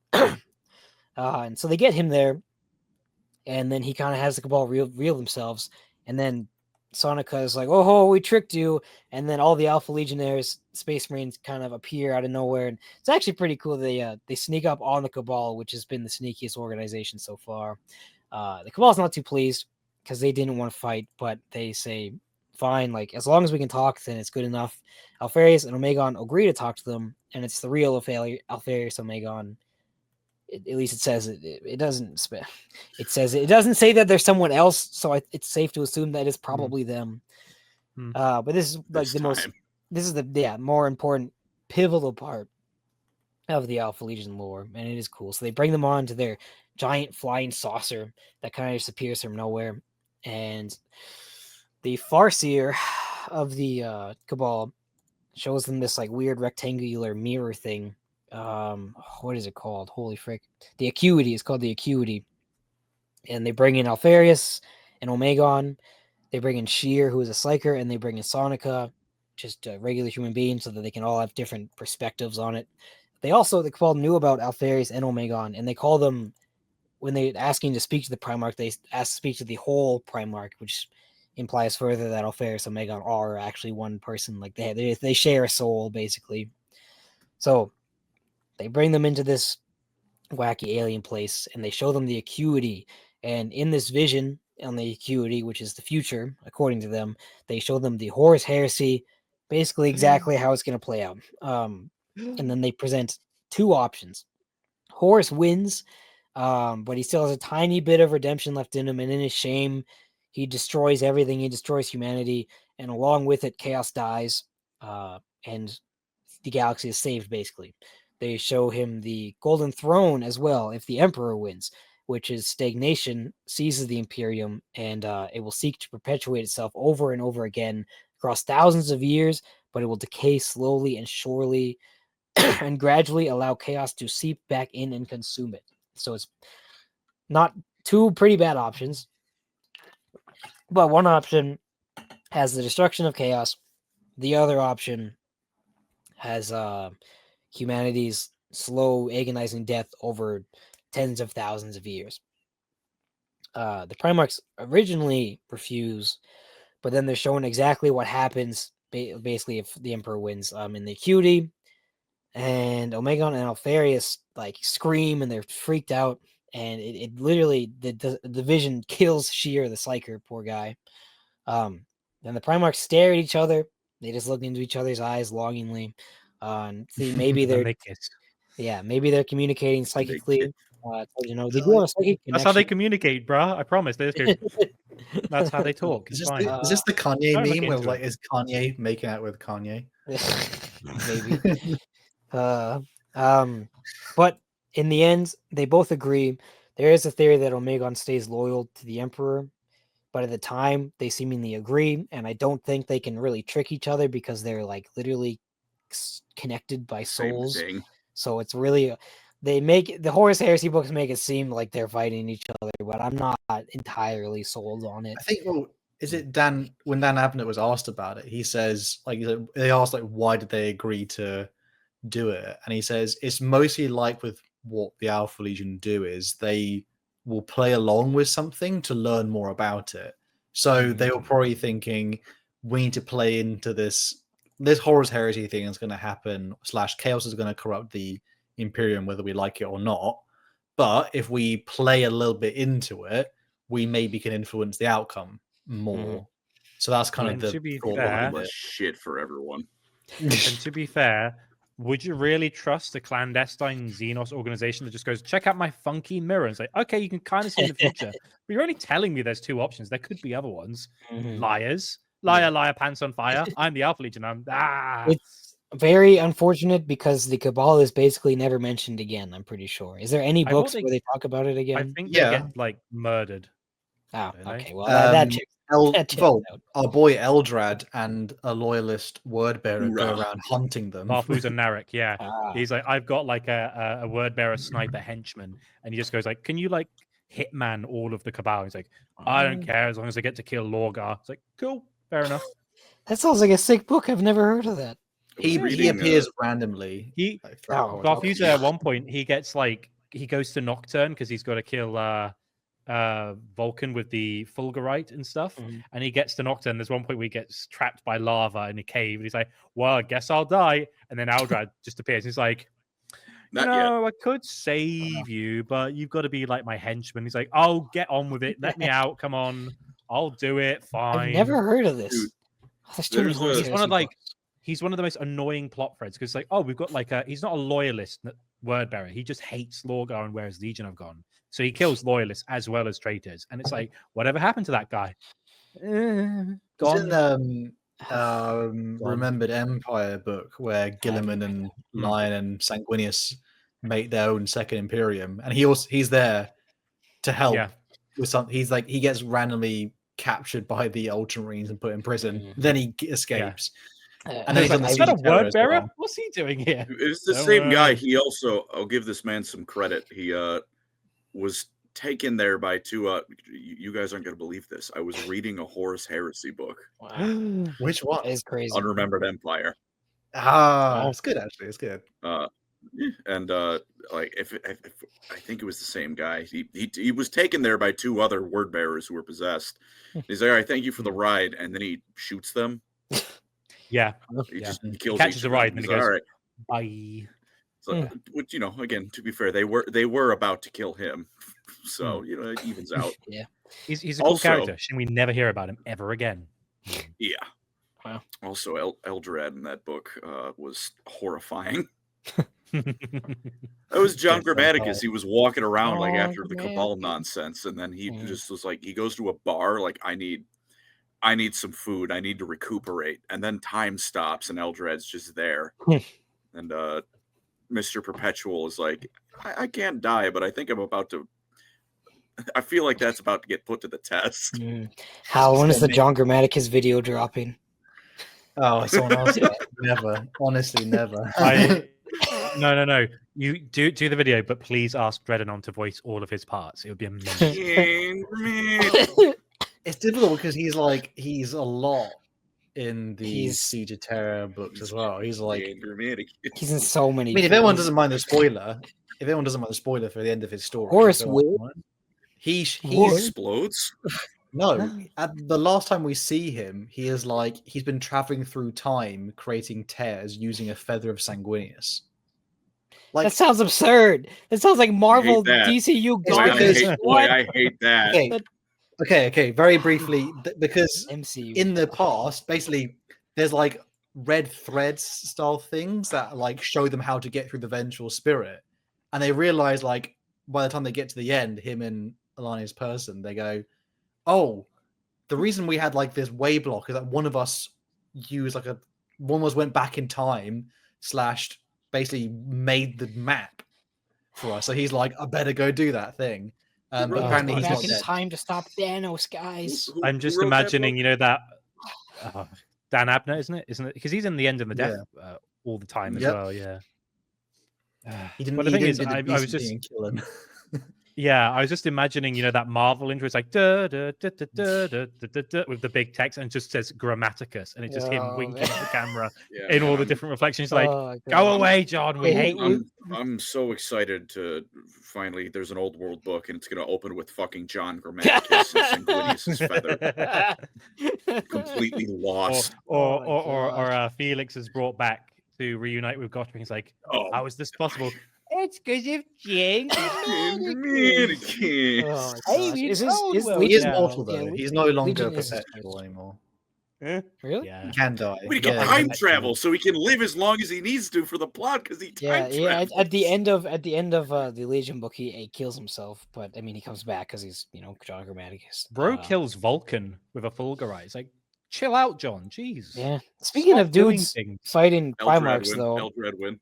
We have like 10 minutes left of Alpha Legion lore, if even that. So they see the vision.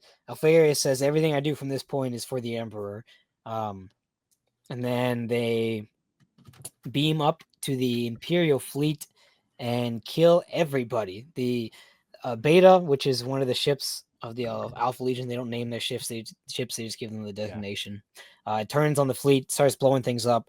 And the Alpha, which Alfarius had told Lord Namadira was on other business, was actually on the other side of the planet. I don't know why they have to tell all these lies to their supposed allies at the time, but it comes around and shoots them all. Alfarius beams up to Lord Namadira's ship. He fights the Lucifer Black guard that Namadira has. Lucifer Blacks are very cool, by the way. And the head guy, Chain, actually wounds Alfarius. He gets a hit in, which is pretty neat. And then Alfarius has a freaking Megatron moment. He says, "That's all you'll get," and then tears him in half, and he just dies. And then then he kills Namadira. And then Namadira says, "Why are you doing this?" And the book ends with Alfarius saying, "For the Emperor." Yeah. And then John Grammaticus kills himself. But he comes back. But it's more like a reset. It's just like, I want to respawn. And then he just turns up somewhere else, which is cheating. Yep. You didn't forget about me, Jan Grammaticus. I should also mention it's like, it would feel so empty without me. Just every time the Horus Heresy gets quite good, it's like, oh, piss off, John. Should also mention the Nerthing campaign was kind of at the same time as the Ulanor campaign. So I don't know how much of the Alpha Legion was at Ulanor, if any, but most of them were probably at Nerth at the time. But they're also everywhere, so who knows? I don't know. I know Alfarius sent delegates to the War Master's ceremony. He didn't show up himself. He was busy doing Alpha Legion stuff. But yeah, they were the most... Actually, so I forgot to mention, Namadira was about to send a missive to Terra, a complaint about the Alpha Legion, that they were treasonous, basically, and that they had to be brought to heel, because you can't really blame them at this point. All that Alfarius has done is lie to him, and they haven't really, they've barely even helped in this war. It's Legion is a very good book, though. The Geno 5 Chiliad are really cool. They have psychic heads known as Uxors and stuff. Read the book. It's the only good Alpha Legion book that you'll ever get. So just read it, okay? Don't read Praetorian Adorn. Don't read Deliverance Lost. Just read Legion. The end. Yeah. Also, there's Armilius Dynat's a guy. I don't know. He was never a guy until the Primarch book. He was just in the Horus Heresy tabletop, but had zero lore for a really long time. Well, that's the thing. Every character video I've done on the smaller Alpha Legion characters, it's like they were there once. He's the He Hell looks Master. like so and so. I had a comment on one of my videos on Armistilat, no, that's actually this other character. I'm like, their whole thing is they're supposed to look identical. What do you mean? That's a different character. The Alpha Legion are really cool if you read Legion, though. Like I might be making them sound silly, And but it's actually a there super is- cool book. There Just is don't also read like a anything weird else. interaction between Alfarius and Lehman Russ at a banquet in one of the books, and he's all like, "Ha! If I didn't know any better, you were so sneaky. I'd think there's two of you." And Alfarius is like, "That'd be crazy, wouldn't it?" And then the Wolf King's like, this guy's sneaky. I like him. He's crazy. This guy's crazy. To my knowledge, Alfarius' only real buddies are basically just Horus, right? Is anyone else actually friends with him? I think Ferrus Manus is okay with him because they fought. I think the Iron Warrior Tolerates Iron him. Hands. Ferrus followed Manus him. doesn't have any friends apart from Fulgrim. He's just like, I Yeah, tolerate you. But Gilliman hates him. I know Dorn's- Gilliman. Dorn's despises not him. a hates him. big fan.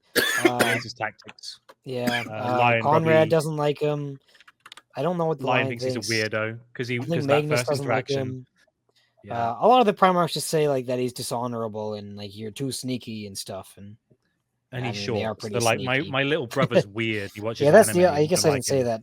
Alfarius and Omegon are quite short for Primarchs, and the Alpha Legion Space Marines are very large for Space Marines. So it lets them Hmm. blend in a lot better. They kind of fit. They met in the middle.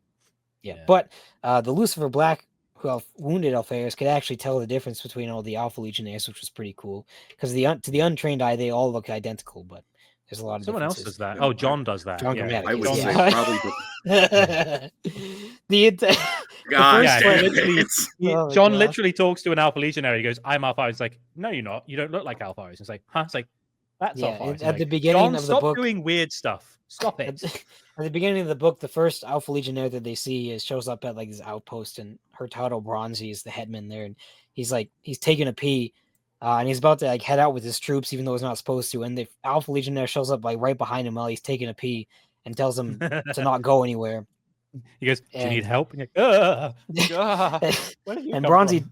Bronzy challenges him, and the Alpha Legionnaire says that he admires his balls, which is not something you'd often hear, on Astartes say Yeah. in most of these books. Pardon me? And, Yeah. and then Bronzy says they're only out man. because I'm pissing, basically. And it's a funny little exchange. But then Bronzy some turns around reason- and like asks his name, and the guy says, "I am Alfarius," and then Bronzy freaks out, and then the Alpha What? Legion disappears. No, you can't. You don't get to just. Did you mean what? What do you what? No, like Bronzy is brave, and then the Alpha Legionnaire says that he admires his balls, like for being brave. All right.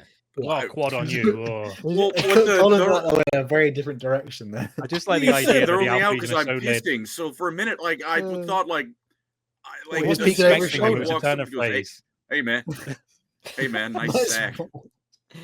But yeah, Nice the riff. Nice cock from Alfarius, yeah. Legion is how all the Alpha Legion books should have been. If they did it all like that, it would have been amazing and awesome. Yeah. But they did. Yeah. You got to give it to Dan Abnett then if you want it that good. It's a good book, and it's a although sh- there was a lot of it was kind of every time there was a woman character, he would describe how big their breasts Oh, were, yeah. and like it's Yeah, very yeah. weird. It's a little Yeah, the weird. creepy. I'm going to describe their figure to an alarming extent trope. Yeah, Yeah. it does that a lot. Thing is, Very the thing I find frustrating about the Alpha Legion is whenever they're in the Horus Heresy books, they do an Alpha Legion style thing, and then the only way to counter them is to do an even more Alpha Legion. Well, yeah, like, the when problem White is Scars fight them. It's like we're going to do something even the Alpha Legion doesn't expect. It's like, oh, how'd you do that? Magic. Yeah, that's the problem. The Alpha Legion are so like they've written themselves to be so perfectly and like extremely high IQ that no author is anywhere near as smart as an Alpha Legionnaire would actually be, and you have Hmm. to be as intelligent as the character to actually write Yeah. the correct ploys. It- So it just yeah. their ploys and things can only be as smart and well written as the author is smart. Even Unfortunately. Rogel Dawn in the Solar War is like, I expected you to do this maneuver that you didn't expect me to know that Yeah, you which expected is me to know. so Ah, stupid. ah, ah. The You're like, entire Dorn, Praetorian why? of Dorn book is just like, oh, Dorn saw this coming. How? Yeah, Because like it's so Wall- stupid. I did not like Wallman. that book. Wallman Oh my saw gosh. thing. Yeah. Well, their only slight issue is like their tactics are they are superior, but then also a lot of things have to go well to pull it all off. And there's always something where it's like something didn't go perfectly. They still They- kind of win, but it's like Yeah, but they Or- do or like crazy that. stuff. Like in Praetorian of Dorn, they infiltrate the Imperial Palace and blow up the Primarch statues.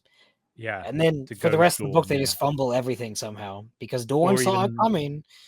or even that time when the Shattered Legions are fighting the Alpha Legion, and then Alfarius happens to be there, and he's like, "Ah, my plans are in, but I'm here."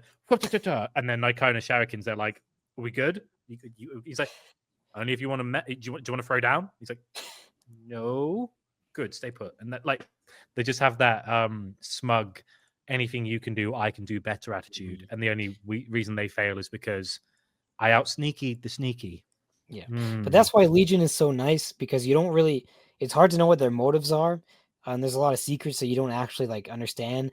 But it's not a book about the Alpha Legion trying to win. It's just about the Alpha Legion doing Alpha Legion things, so they don't have to like make it this big ploy and make it so that the other guys, the protagonists and the antagonists, have to win or lose a certain way.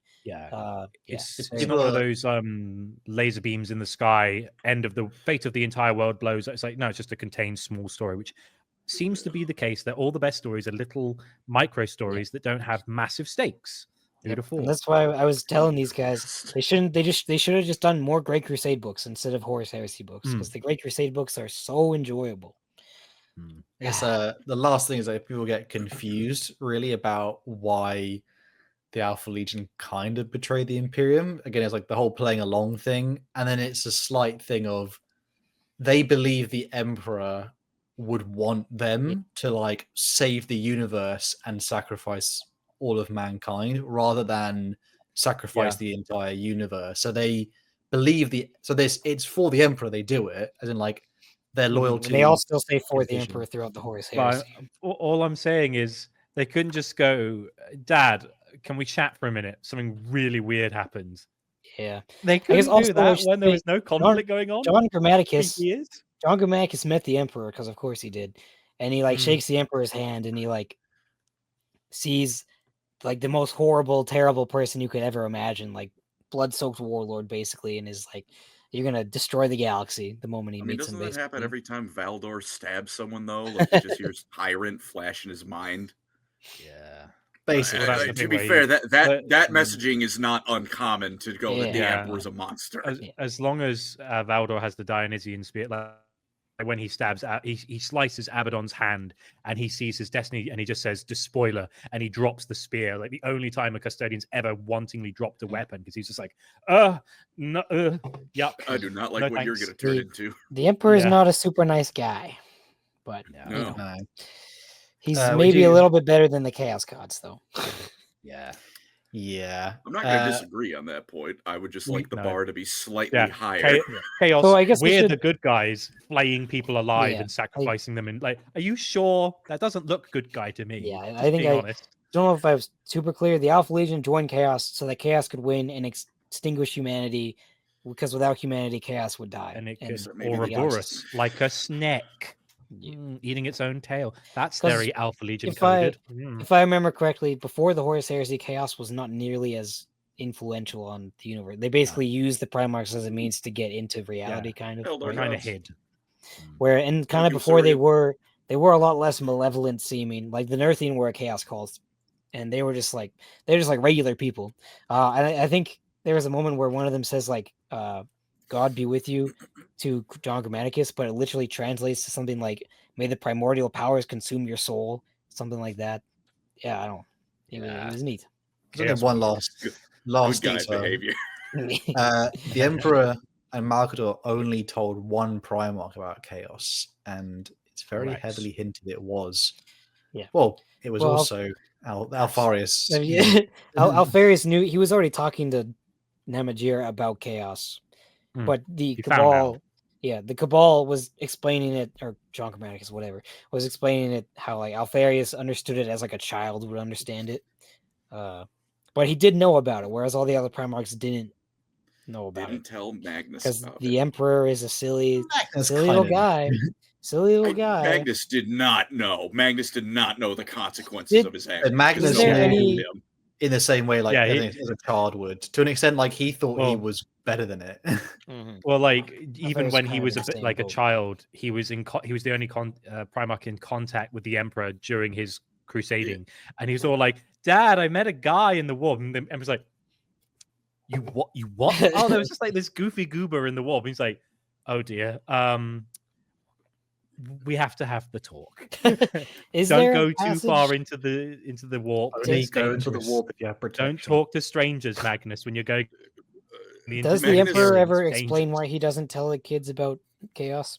Is there an actual Because he explanation? doesn't want them Yeah. to fall. It's basically Because he's if- trying to safeguard them from falling. Because he's like, if you know about it, you're susceptible to learn more about it, which means you'll fall quicker. Yeah, Whereas if that I is- keep it away from you, you'll He never also fall. thought that he It's could true-ish, conquer the but- galaxy fast enough to. Yes, he's like, if we can suffocate the life out of chaos before it's a problem, everyone's happy. And then it's like, oh no, the demons are coming through the It's just- walls. Oh It just seems no. like bad. It just seems like bad writing. I Chaos don't wasn't really the know. problem. It was the followers of Chaos. Erebus was the Hmm. issue. Oh yeah, but if they knew about it and they knew not to touch it, then you know. I think that in the future we should train nuclear power plant operators by not telling them what happens if you don't follow Oh. safety protocols. Basically. Although over it. there is an element though of like any parent would know, like you tell your kid don't do something, they do it as quickly as possible. Yeah, but you because tell your rebellious- kids don't do drugs, but every parent tells their kid No, don't not do even drugs, that. You right? tell your kid don't walk in a highway. That's what Yeah, this like- one is. And then you know what the kids say? Actually, I think I will do that because I'm going through a phase. And you're like, what, yeah. what do they do over Oh, there in yeah. England? I've never done that. Oh, a my truism. gosh. Every It's a every truism of parent tells kids. their kid don't do drugs, kids. Like that's And what do they do? Drugs. Not That's when they're what they like 10 do. years What, old though. what the Emperor should have done was make the cringy like youth pastor like American video where it's like Oh, celibacy. Yeah. You know what I mean? yeah. We Reverse are. psychology them. Or as they say in some places, isn't it? Like the parent buys a ring and the child is married to the parent spiritually. It's weird. But that's the thing. Wow. That's a lot of lore. But I was just realizing, Christ, it was Yeah. we are. Yeah, that was longer than I thought Should it would be. we go through the donations and then question of the week? Yes, we had quite a Alright. few donate. I think set for $5. I can't insult the 5-head does it for me. There it is. Wow. There it is. John Hudson for $5. I know it's late, but if Cathonia is Chicago and Nostromo is Gary, Indiana. Oh, I think I should know God. Indiana. I- Bunny Cop for Gary. $2. Going No, not back all out of to Indiana work suck. in the rain. The Wish me rain. luck. Good luck, I Bunny wish it Cop. was raining here. Oh. Good luck. Thank you, brother. Bean again for $5. Bean, $5.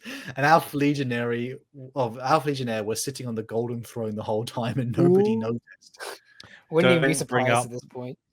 Don't bring up the avenging son is actually Alfarius theory. We won't tolerate it. Caleb Collins for $2. Colin was Omegon all along. After all, Wow. hairline for proof. Wow. Thank you. I would like Damn. to reiterate once again, we are the winners of all the insults because you are paying the money to do it. This is Raw 666. No, thank you very much. $10. Okay. Glad to catch one as it's been a while. Now to go with video. What's your favorite 2nd and 11th Legion theories? I know GW will never give answers, but it's straighter than Alpha Legion 4. Yeah, it is. Really. I think there's some compelling evidence to suggest the Soul Drinkers are descendants of theirs because Oh. they have the I Soul thought so, Spear, yeah. and then the Soul Spear was apparently Rogel Dawn's weapon, but the Imperial Fist can't use it, which means it can't be his weapon. It's like I'm gonna read that omnibus soon. No It's spoilers. good. They are the Purge and the Forgotten, isn't it? If that's their Hmm. name. So I haven't looked at theories for that in forever. And they have Raw intakes 667. in the Imperial You- Fist and Ultramarine, so it makes sense they could be intakes from Cool. the Lost Legions in the Imperial Fist. Yeah. Wolf Huron is my 11th Legion. He says, sorry, rewrite. Just ignore the previous one as it's just derails the discussion. Don't worry about it. Go at the end. Still glad to catch one after so long and I hope you guys are doing well. Good to see you again, Doing brother. well. Hope Thank you very you enjoy the stuff. Document USA for $5. you. Hal is the Imperium Secundus stuff, also known as Conrad's Excellent Adventure. Epic. He does. My man is unstoppable on that. He has such a headache for them. Tom Warren for $5. You know who also needed to go back in time to set up what they are doing in Billings? So it's like poetry, they rhyme, you know. Sinak 8 for $5. Have read the new Alpha Legion book, Shroud of Night? It's just them with F it we ball energy. I think Andy just Good read it. things.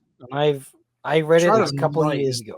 The calm. I'm getting through it. Celestine one. Yeah, with like the Star Child or something. Yeah, I'm getting I through read it it. a couple of years ago and I vaguely remember it. It was pretty neat. See what Dynamic does with that soon. Dr. Sirius. Oh, that's new. I think that's a new person. Cyrus. Cyrus. Like Sirius Black. $5. If traitors are against everything the Imperium stands for, does that mean they fulfill Colin's dream of top decking and wrecking their Eldar wives? Okay. Maybe. Well, 1L. Some of them do consult with Xenos, but they still hate them usually. that's a cool name. Maximus Decius Yeah, Manus. I may worship Satan, but I would never talk to an alien. Very, Still hold some of the values of the old. $2. What's up, Pookies? I just Well, woke up from my nap. Well, you're good. You're finally awake. Cookies. $20. You're finally awake. Jordan. Oh, Enjoyed you. the fivers. The fiver being binging the podcast over the last days. You guys have Nice. saved my sanity. First time catching the stream. Good to see you, brother. Colin, I hope you aren't catching too many strays and the rest of you are having a good one. Best hammercast. It's been a Thank pretty you so much. pretty nice. It's not just like all things positive. that's considered, what it's been pretty calm. We're gonna have to again, rally sorry, and do better next time, guys. coolest name is it's Maximus Decius Manus. Very crucial. It's Very Deus, glad. like Deus, like Yeah, Deus. Deus ex machina. I said Hell, Deus. No, you Yeah. didn't. Do you have dyslexia, bro? Maximus Deus. Did I say is it Maximus Decius Meridius? It's like when Americans say aluminum. It's like you missed out a few syllables there, mate. Where are these letters coming from? Where are you Deus. pulling them from? Latin, isn't it? You said Yeah. Decius Maximus again. Oh, I say Decius. I meant Deus. Sorry, Yeah. apologies. Oh, because I'm going straight into the Maximus Decius Meridius is the one Yeah, from yeah. Gladiator. You're being memed. Yesterday I discovered Great Crusade. I am in love. I It's really all brand want to new. roll for Very that. cool. I might do It some was videos. hard. I'm looks glad really that cool. it didn't end up staying caught in garbage Twitter Yeah, that's crossfire good. like it was for a bit. Yeah. We do have a question of the week as well from previous. We missed the last one. We forgot. Yeah. Can we just read- You might can we have just read goofed. DJ Beast's comment for a second? It's a Hal joke. Oh, Oh, of course. Hal Yeah. pulling these litters from his ass like pineapple and fire hydrants. Good man. The dude Because is Hal can make a pineapple disappear. That's his thing. I don't think I That's can. I his said thing. I. That's was what he does his on America's thing. Got Talent or Britain's Got Talent. I didn't do the sorry. pineapple disappearance. Jesus Christ. now you see it. Now you don't. Uh, Ugh. how much money though? How much money for you do you guys do it though? That's the big What do question. To shove a There's pineapple no in my amount- ass? No amount of money, dog. What do you mean? It These doesn't Surgeries fit. alone would make it worth You it. know what? Eli? I think it's a lot less money than you're willing to admit, and that's the funny thing. How am I gonna get it in there? Hang on. I got to do some research. He's not going to tuck that in. I think, Why bro, is it listen. pineapple? Like someone would say they'll put, All they'll right. put millions in the chat. Now- but I reckon now it'll be in the look. hundreds of thousands. They do Now it. look,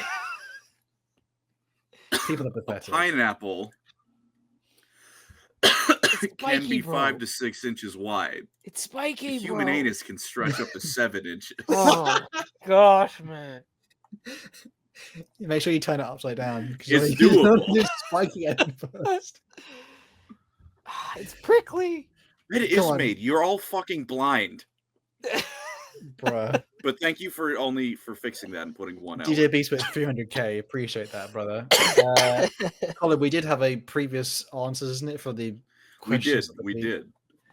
Oh my god. It was hashtag The question of the week should rage, be you know, what how makes much you do you rage? guys put a pineapple up here?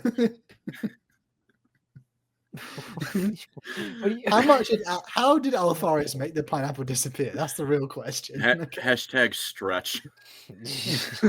But no, the last question of the week was, what makes you rage?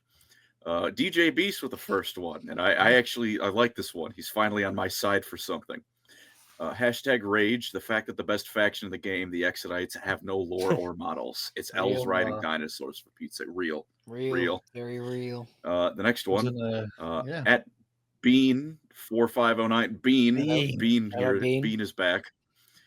Hashtag rage, the fact that nobody has forced Typhus to bite the curb yet.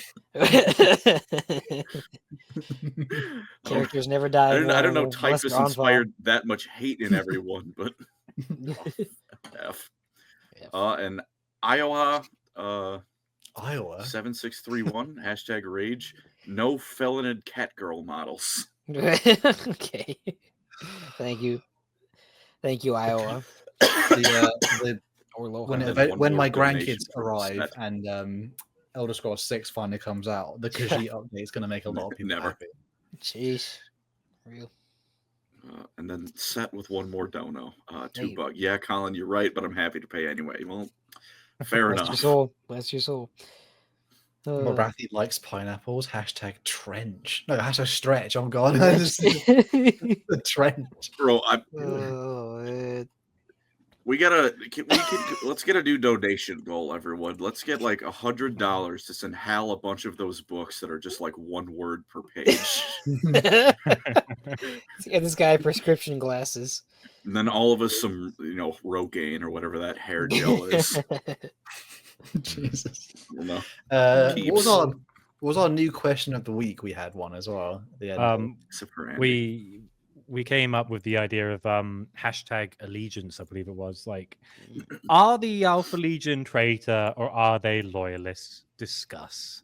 And you can Yeah, make up yeah, a this reason why they are each. Yeah, You yeah.